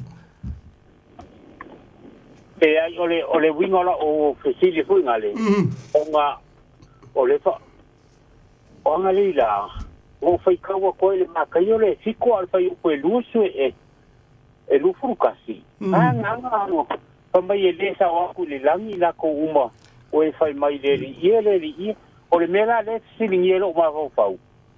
O whea i eka ngaka ia e a langa le li ia. Ia waka ke le kofo kua i papo o alanga i te o ngā, te kake. Ia, moni saunoanga.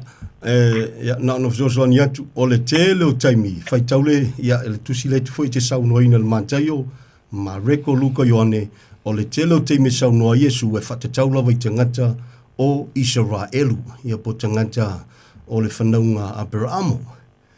Fatua ea i luga le meingo o Samoa la whaunga ia e ui ai ki le whaikau i se Samoa kunga kuspa ia, au tātou o Samoa, o le taitonu ese le iei tātou, fatua maua lewa no tātou, ina ua maliu Yesu Keriso. O le tele lau te mea o whula tusi le te saunua ina le matai o fitu, o lalawa e feta la Yesu i tangata lawa ia.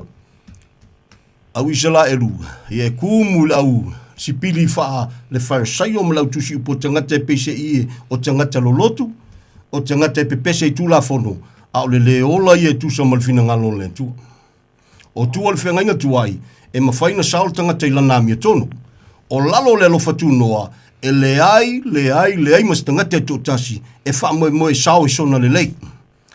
Se longa lawa wha mau lalo matalia Yesu o lena mariu, fatua maua le avanoa, e ulu fale ai, i to tonu o le aingo le tua, ia whatasi ai male ola e whavavau a tapena le tua mona tangata. No. Olo wingara ngā kalia Yesu, o ka sao i lang. Whai ngō pie. E auna tatou. Ai ale le luka le se fulu whawha pe sulu lima. Ia. Whai mai ale luka su whawha pe sulu lima.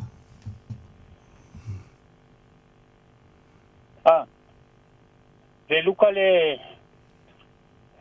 le whapea mai ar me ko ke ka ua ia o le li ia e ko ke le whaia me o ke whaia kuai.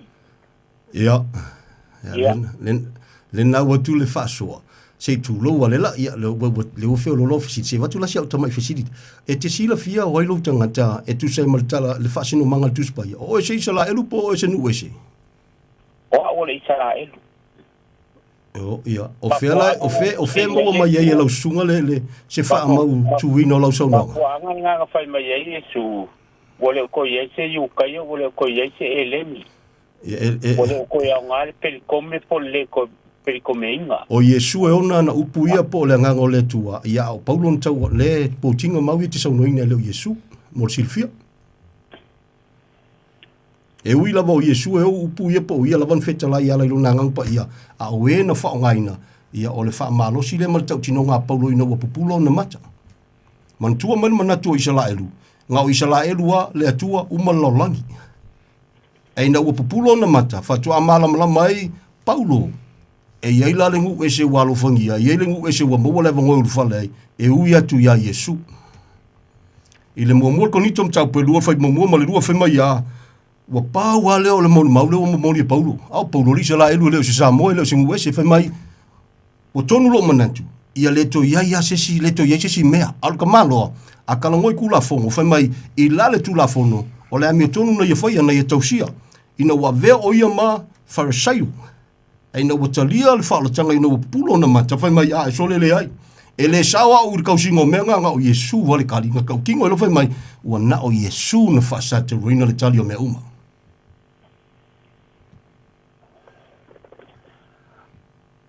Sa o lau sunga. Sa fonga foi oe. Ia. O Yesu o ia o le ala lo pumongi ma le ola. Ia. O ia kako ke maua ai le ola. Ia. O lo kako ka lia lau Yesu mo kako usikai le me fai mai ai Yesu. Ia. O kako maua leo le ola e wha.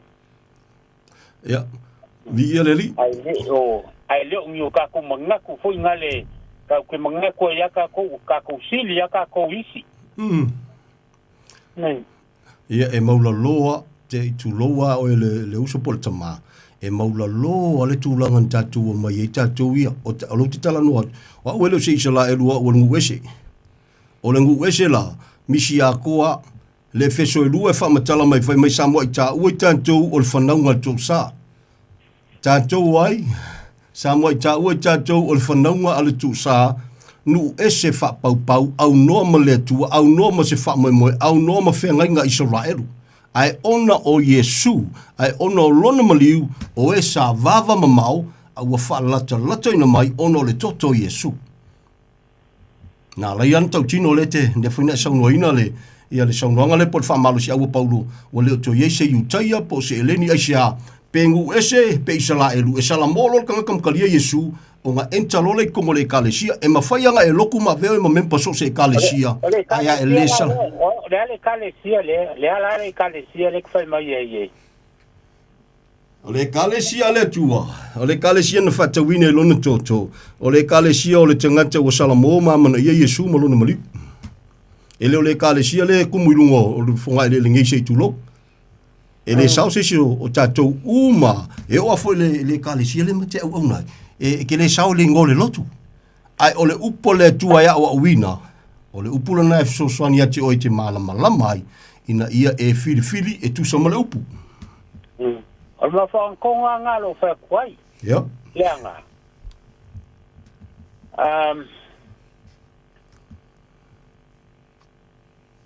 O ke ko skula fongo. Ya. Leanga kula fongo fa msingo ya. O ke kongo na kula fongo le pumongi. Ya. Ya, a whapea ia se wana ngai tu loua o te ni te ue tō tā mai o talano antu ia se uso whatau wa o talano antu. Se wana ngai whapele na soi fui sa moa a oi o lo pitanga malo tupuanga o Upper Amo. Ia nga kongule masa o lau sanoa o Euli Salairu. Le ngai whangau sa moa. A o lo wa ia kupuanga o Euli Salairu o Euli Salairu. Ai a whai ele ai. Ia na maria le lausunga, ele o ese Israel, o tāua, e tutusa tāua o tāua nu ese. Ai o le lofa o le tua, le walo whangi tatu. O au se Israel o kako ngu ese. O ia le ngai sau ngō mō, mai ale ko sui lau sau no. Le nga whai mai Yesu le are kau ki ngonga ngā Paulo. O le ko Yesu e lengi. Ia te whai atu fuila le nai wha, o le nai sau noa, au wha whonga samu, o ele Israel. Po ko sui lau, o ko sui lau mangaku. Ahoi. O au le Israelu. Ia, via le ni. E la pao kua Israelu. Ia, e mā nei ale. Tāmanga kua ia Iakopo, ma le angelu. O ngā suia mai ai leo o le ingoro o Israel. Ia, o Iakopo ia Israel. Ia, via le li, na suia le ingoro ta malo Iakopo. Ia mawha ingoa ilo ma le nuu o le tuo Israel. Ia, e li whapena. Israelu le ngā. Ia ai le whapea o Israel o koe msamo. Israel whale nganga le ukako iai. O ka kou o ka ngaka pou. O le ko iai te iukaia o se elengi au kukusa umaka kou. Se whafonga mai a whamon mole si watu siau soswani ma nei foi, ma loa foi le ono sai mai, whaaftei foi le tua ele mwhaiona na te talalo loto te whasoa, whafonga foi sa moa, me se si whanga le tua. O lea sau whamtalanga pia foi lai leo koe i se iukai po se elengi, a le whamakala e Paulo foi mai la lava e ku mawala au i e rua, o le lau olive vao, ma le lau olive le lei. O ai la lau olive vao, a o i lau olive le lei, a lau e sau ngau kukusonga. Whainga talo lai nana. Ha? Kukusa umaka ngaka i le atua. Ia whatul tala tuspa, ia le whai mai e seare lau olive vau, e seare lau olive le lei. La wha kukusa lai lau susuka e whamel kuspa ia ese. Ka ua ia sosoangi, e le ngatai lau susunga, a o i tāntou fo i lea, a wina ia ma taupu. O le tā ua ia, e le ngatai sosoani mo o e le tama, ia sosoani fo ia i la tuolo, a o wina ia mea. Langa i leo ngatasi i maltuspa ia. Ole mafuanga o lo whaakalanga o umia kunga o e. Te ke le tarikongu e le kausinga o kula fongo. Le whakua ua o kaka kula, kausi kula fongo. Le lenga whai mai e Yesu. Se al me ko whai mai e kia uleli ia ko ke le whaia mea kwhakuai. Sili, o la o ana whai mai e Yesu. A whai ko kia lofa mai e kia au. Kausi mai o polo inga yoangi su fasu lima. E te sila fia o amengo polo inga ia tala noa tuspa ia. Kele polo inga, kele kula fongo. Kula fongo si furu kula fongo ngai whamsingo i ngai kākou. Ele whamasino i ngai. Ea ole sosoani atu ia te oele ta mātu lou. Ele whamasingo ai oe pe ole i lalo le lofa tu noa. A saili se maul tuspa ia whasoa mai. O ai foi so se Samoa e manatu e whasoa mai. Ele whamasinoa oe le Samoa. Pe salamo ni matalia Yesu lo wolanga i le whamasino tātou se tūlafono. E whasaoloto tātou whametala tuspa ia ole saolotonga lea. Wa tū sauloto mai ante oe nai lea tūlafono leanga salama leoti. E prefer le tūlafono le te tala noa mai se furu. E ole kulafonga whai mai paulo ole kulafonga leanga salama leoti ole ale wingo le whamatalanga. E pa ia tūlafono nauna e solia pe kasia kausalainga oe. So loa e le se alofa tu noe mawaina. Au le alofa tu noa le ilalo le alofa tu noa le li ifa olo Yesu ke riso lon suafa. E le ai se tali. Au le wa... Au le... E ke si o anga i le alofa tu noa. Ai ke le kausi ai kula fongo le tua kula fongo ngai whamsingo i kako. Ia, via le li. Le la utali atu tu sei malau saunanga. O te leo sisi o lo te tautino. O te leo la ilalo se tu la fono.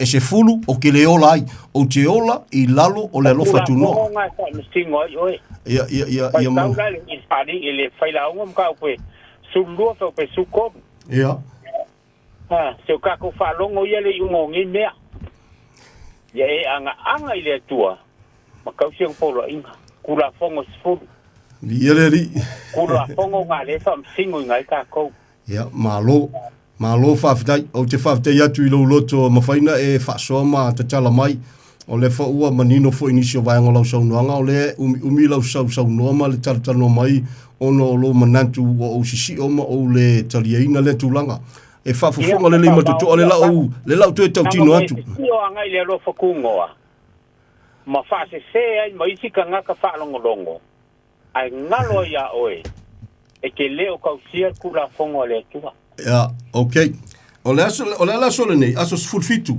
o le masina lima ile afiafi le nei o lo fa fofonga le tua e o me uma le lau to e tau tino a fa longo Samoa o fea lava ngai ki kula I mai kapua I ai e le fa salaina oe e le tua soifua I lo le tausia o tu la fono e se fulu e le fa salaina o le tua I lo le faia o se sapaki po se fulu ai fa masinoina o e mau o le uso po o tama pe a tale mana ia Yesu na maliu o le ya la sila kula le wingo la usau nga le a manga ia o ele ke le a manga ia le anga ke le o kausia kula fongo e ke le o kausia le sapaki a fa peu te alu ile ndu o isla elu kanga kalaiola I kula fongo e mafainga o adjusti ai o te ola le tu la fono la na tu te ola ina ia la via I fa popula maka se isla elu le ka waso ai a o fo I mai ya Samoa o nu ese o ke le a winga se kula fongo ko kongo ese a o Yesu na maliu wale o ko ia se elengi po se u ka o fingalo le tuang po ya Paulo le nganga mai Paulo ya malo lava e o te tali tonu e tu loa o te afa ina lo finanga o le lo fa kungo le lo fa o e si la fia ri ale se e au ngolo male lo fa tuno se tu loa e mai maule ola ola itato e au no lo tatu male lo fa tuno e ola fua ka u e ola fua o le se fa moi na o le lo fa tuno ale tali tama e ke le ola o le lo fa tuno o le lo fa kungo nga le o ye ka ni o ka ko yai ia ai o lo si kai ile tua o lo wa mana io Yesu na mali le lau tu fesi di tashi tu al fesi di le pe o la le mingo le sala o solo kula fongo fa ko nga sala ia o le bela na e fenga tala le boli mawala wanga sala mal mul mawala nga pa ia o le nga pa ia o le mul mawala nga pa ia o le nga sala o lo le fa tu ya Yesu o le fela sa kasi le nga sala o le fa ko ia ko fa popola ia le ga sa ngo mai fa lo winga la lima inga le ai e fa nga sala ia ia le ta o le nga sala o le fa ko kai le ma le mare ko suongo o le solo kula fongo o lo wilo le mele le ia le faia sa do melo sunga wa meo le te si melo sunga wa tala no atu e te tala tu fo meo le te tala no e tu sa melo pumon via le li mai mau ko ia ke o mala muka opu o ke le lo pole ale upu mongi le te fa mai e magu malo le upu mongi ke le o fa ia ma se mea e ka uai le upu mongi ko lo upu mongi le ku spa ia yoangi su fa su fa ko ongo o Yesu a io lo upu mongi ia yoangi su fiku o la wa fio ia marsalamo lo le la kalo ngo mai o kula fongo le mongi le langa o fa fia ngai fa longo I e ke malama I mele ki kau kam fai mai e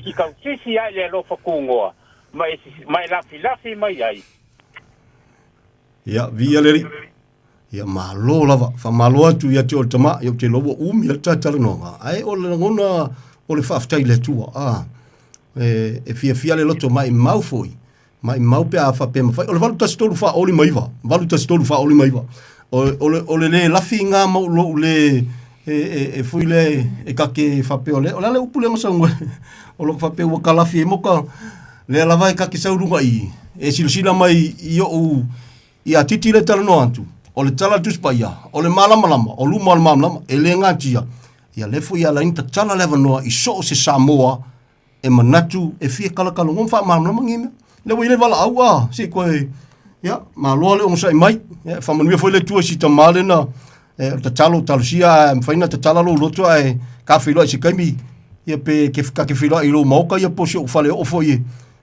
ka fia fusia ia oi, e alofa Iesu ia te oe uso, o le alofa tu noa tatu te ola i lo tu la fono, e se sel fa vavau e kofo i ka koupe a fia kausku la fono, tu loa, via le talo fa tu nefiafi.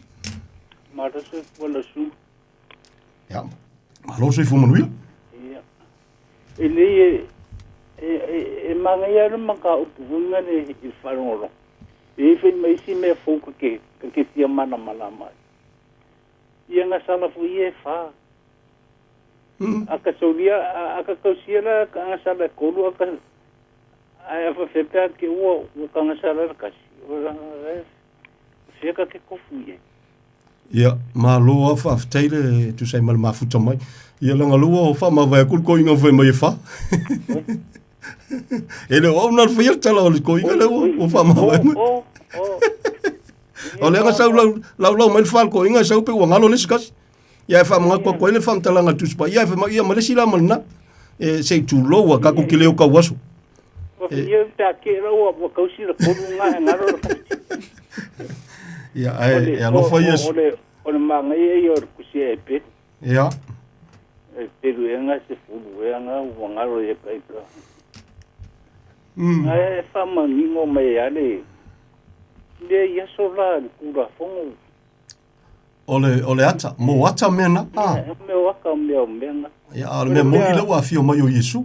Ole me mo mi ale kupu karvadia. Amen. Amen.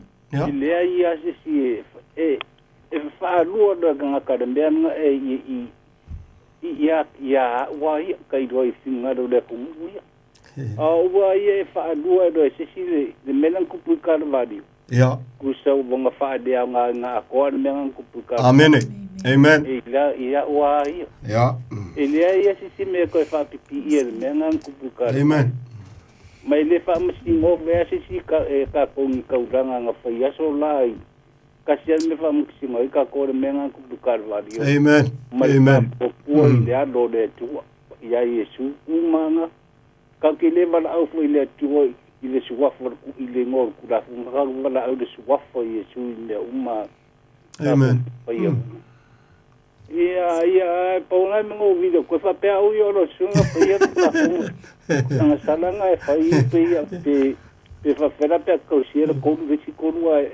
Pale ko mai da ngalo kasinga ngalo mai mai manguiar po mai ia faftai mafuta mai fa malo matango fia le faso ia e tantele fido ia mautino le e tantele e te ai ole mele te tau fia e tu samalu pole tu o te amene ia e le se me ko fa pipi ia i le fa ola tanga antoto na fa tau nu ngol sanchau na laina sau no ma fa pela na upu o tau nu e it's done via le ai maloa faftai mafuta mai via le praise the Lord.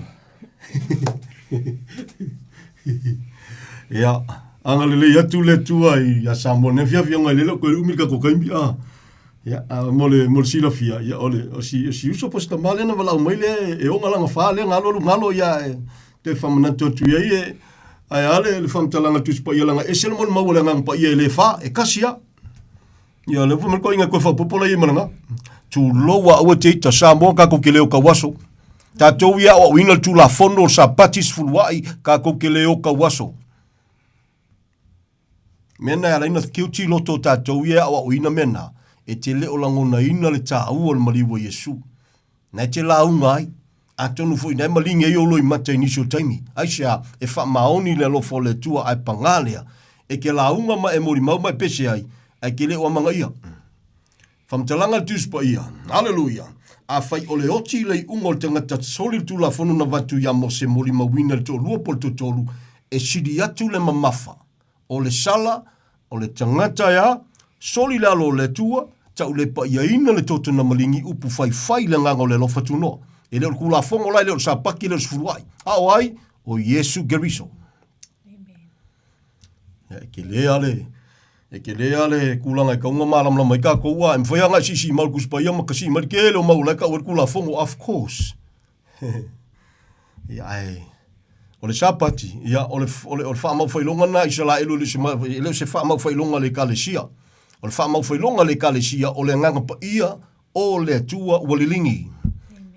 Praise the Lord. O le wha fita audi. Ia pia na tomua nefi afi.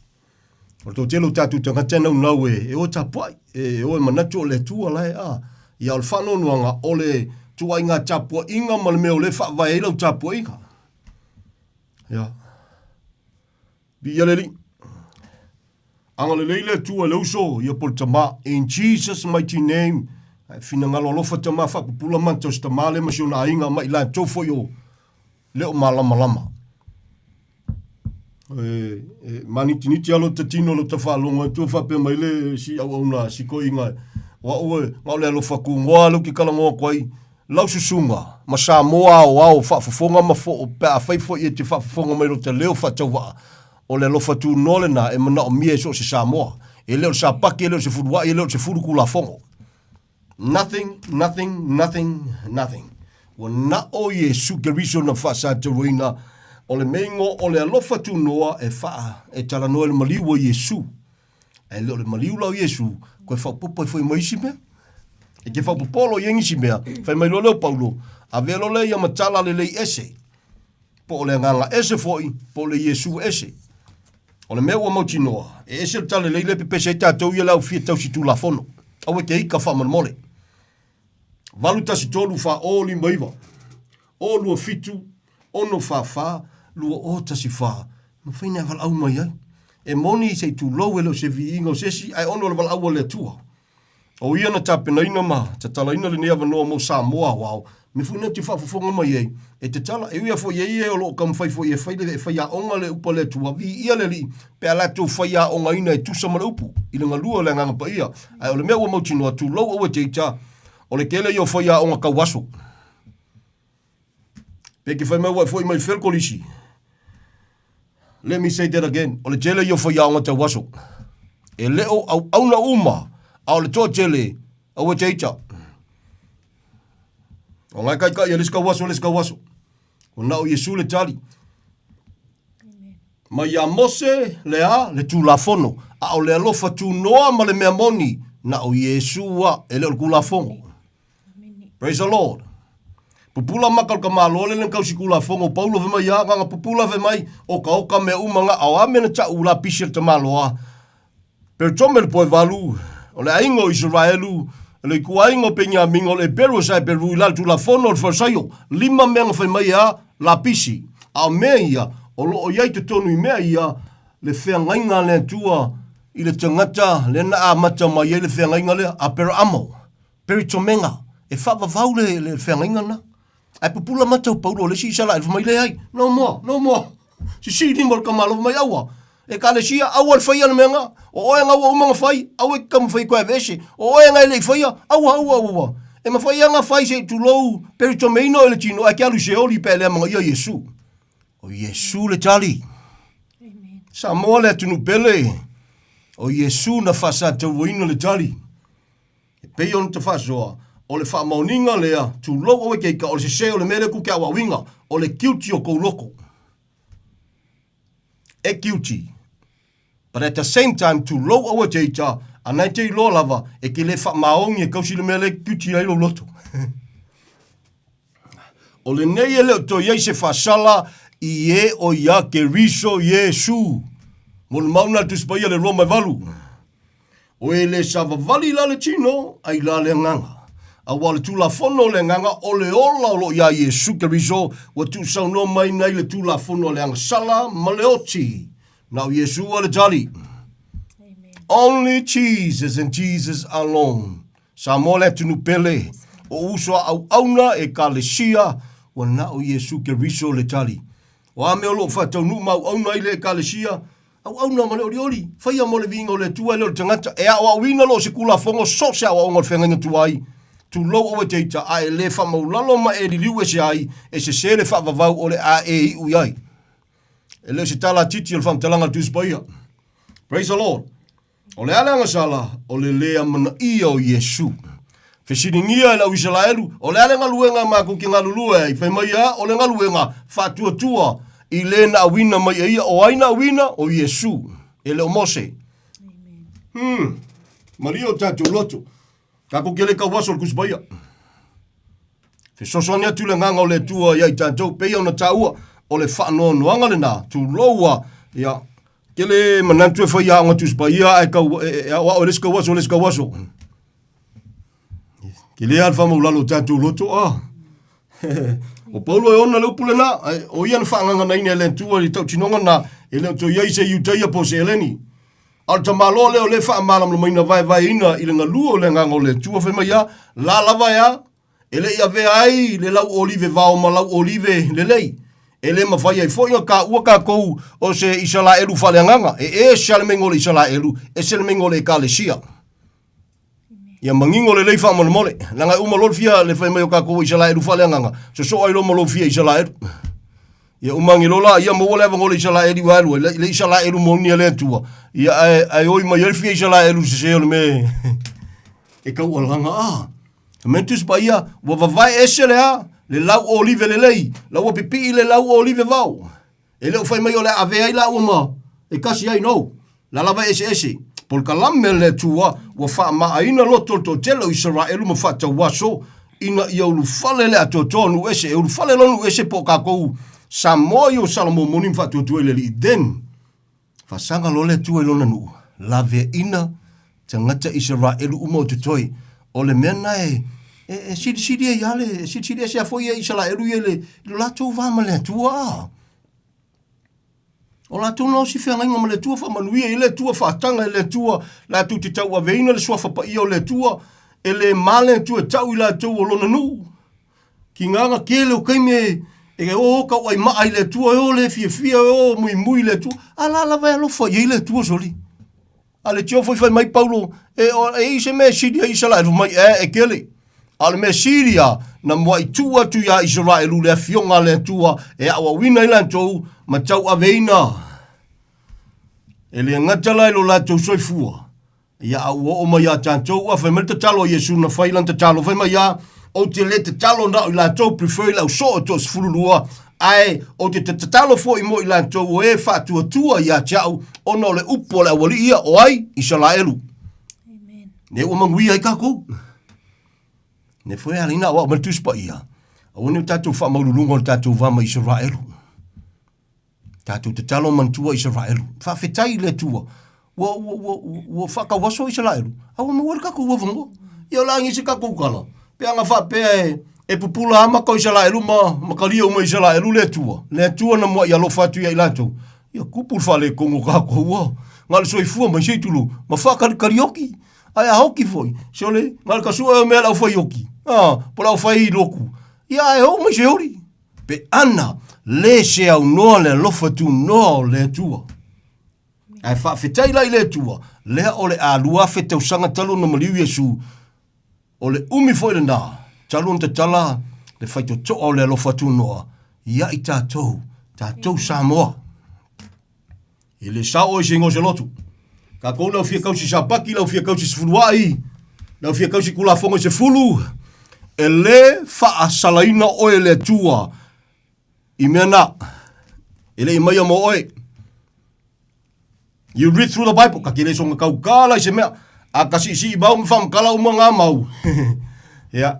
E leo se me whaalia i se whamaulungo, se sipo se ai lo maa ngai o le wingo tala, e maa ngai o le tala noa, ma le mauti noa, it is written accordingly.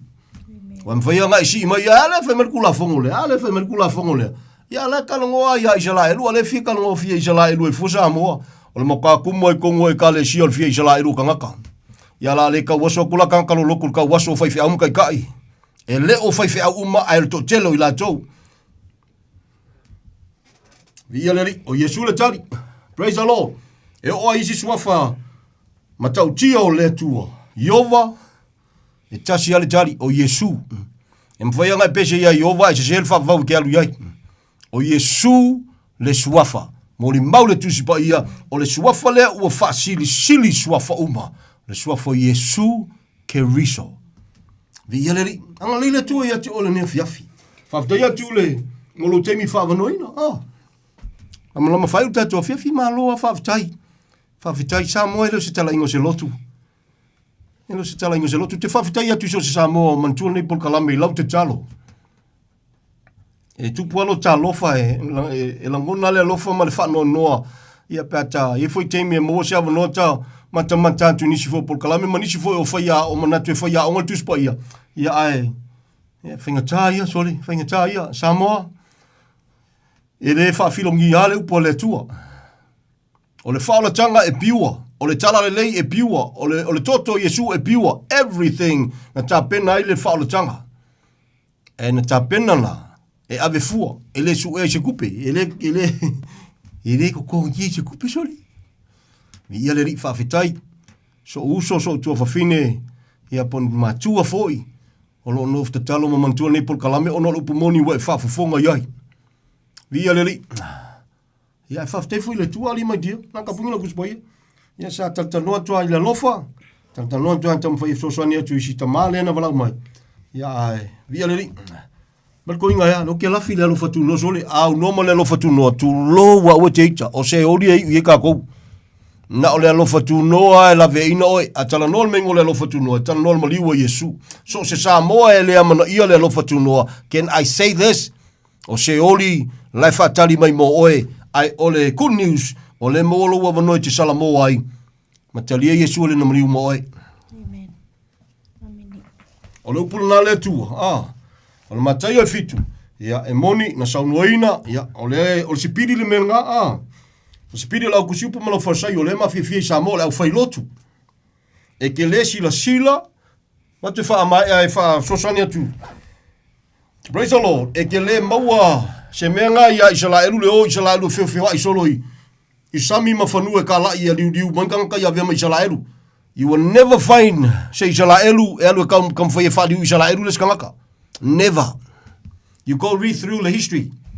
Even up till now Samoa ka wolo malam lama o ka waso. Praise the Lord. O le sipili la fai loku. Ngā maka mai ala tau e taua la tusi upu malau farsaio te ngata whawhiami o tonu a le kumo i Samoa. Le au ka pua i fwere le au o ia sentakul ka kou le au mission ngai o ka la ia ku ima i vi ia le li o se mea le lei ai o se mea o ona i lumo le tua pe a ka la i sentaku ima oma o ai se sere ka la inga ai whawhilongia le ka la inga o le al whawhilongia Yesu le maliu Yesu le tali ai vai lau se furua inge kia o vai le sapaki vai le perko menga. That is a different gospel. So in other words, o le ale manuia le taurunga. O le nganga o le tua, o le nganga o le salotonga. E rei fo ina le nganga whapolonga pe wha matau ia tātou, wa tala nal tu spaia. Via le li. Tu mau alofa ta mai lungo i tātou, uma malo whaftai atu whaftai tele malu taimi whawanoina. Walu te stolu wha ori mai wa. Olu a fitu ono whawhalu o tasi wha. Ma whaina so taimi i tātala no. I would love to. O lau le tau o le swafa. O te whawhitai le tua se tasi o wauna. Lau le tau o whaile kale si e tapua iai. Whawhitai le te tala o lau loto, lau susunga. Nam whaina e susu atu ma tā mafuta mai ngungur ka ki koko i lau show whaleo. Whawhitai le tua, whawhitai atu ia te lauso. E le sauce si se ingo se lotu. Via le ia le ka ua le ngole luku wala ngalisi me fa pesa mo sori o le wali ngai le hai lana mama futa o Yesu le tali ma fasoa tala no le lofo le tua via le nothing else o Yesu le tali le singo se lotu la ve ingo oe fa manuia le tua ia te oe Samoa tu mau alo fota mai lungo o na tangata i so se me o ia i so se ngana i so se lanu i la tu salamo moni matalia Yesu eve mali ma faola yo la tu langa lo ma tu fa te tele lava. Mai a fole nea fia filo wa lofa tu noa whaftai. Father, whawhetai tele. Whawhetai lo manatu masio matu watunu o Samoa. Amen. Mamoni atua le whawhetai ta mama le mauti noa. O le whatu atua mātou te au auna masava vali ai. Ai leo le tino mai o mea. O lou le lei ua mātou le lei ai. Ta ua mio tonu ina fuoina le tangata. Ina ua whamaulalo ma whatu atu i lo walo pele. O lena maliu e leisanga sala e leise pepelo i ona whafonga. E na ia tau a veo mātou leanga mo mātou sema tutu i lunga o le Santau. Al whaftai atu tamā, e o nge upu. E le lanu lo walofa i se whamtalanga. E nā le whawhitai ma le loto e whamaulalo. Whaftai atu fo nea fiafi ma le mautinoa, e le fo i fua lau upu le nea fiafi. Whaftai atu lo iei le Samoa lo whawhitai a lau a fio ona o lo walofa tunoa. Ona o lau upu moni tamā. Nā le whawhitai atu tamā. O wala i siri a misio lo walofa tunoa. Lo fina ngalo alofa e whataunu ai le loto le tangata. Si ti atu lau nua i Israelu e le whangalo ina te talo e tusai ma lau upu. Si ti atu lau e kalesia i so se ngangana i so se lano. So se tasi o salamomoni ma whatua tua i ate o Yesu Keriso. Si ti atu i o alofa tama. Le auso tama tono le ministry. Samoa Australia o New Zealand nei. Si ti atu e leo no i o alofa tama. So mātou atunu pele o Samoa i ona taitai ilo na whainga malo i ona tangata anu utama. Yo mātou ainga le tino ni woni e masani. A o tu ua wanolo walofa tunoa. A o ta ua le aso nei o le aso nei. Malu e atu ta malo mana whaola. O le mele ma whaia tangata. Ngaluenga whaia ina tau whaase sea satani. Ua whaia ina e whavavau. Satani mātou te le va le iau tonga fiti. Wa tu si le upo le atua. Wa mātou manu maloa ia i e whavavau i mea uma i teimi uma. E leo so mātou le lei. A o loa lofa tu nona e moa i a lofa mai ai. Ang le reila u auna lo mātou atua. Ma le hainga o lo tiu te nefiafi. Pulenga fo le le tio tama. Tape neina lau whanatanga tama. O nisio la tau e le italiano oia ve mali ma whaole o la tuolanga. O mahola whatauwa, le tōlua, au le whanau foi. Tamā, nā le whaftai atua na le siau nōlu walo whatu noa. Ni aso tutoi. And it's an honor, Father. E au nei lalo lo walo whatu noa, o lai lalo lo walo whatu noa, mori mawina lo walo whatu noa. I le ngate leo langa nei. Au leo latali, ia vi ia oe. Pale laua fio ma malu ma le vi inga nei maso, ma whaftai tele lo mātou atua. Whawhitai tamā. E ala ilo walpelo Yesu le whawhitai tele. Amen and amen. Thank you, Lord. Amen. Thank you, Father. Hallelujah. We worship you, Lord. Thank you, Jesus.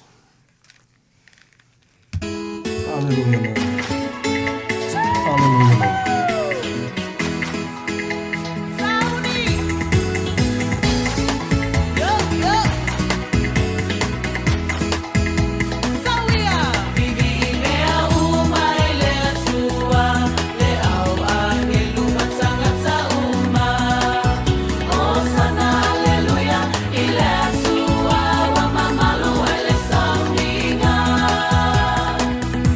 Vivi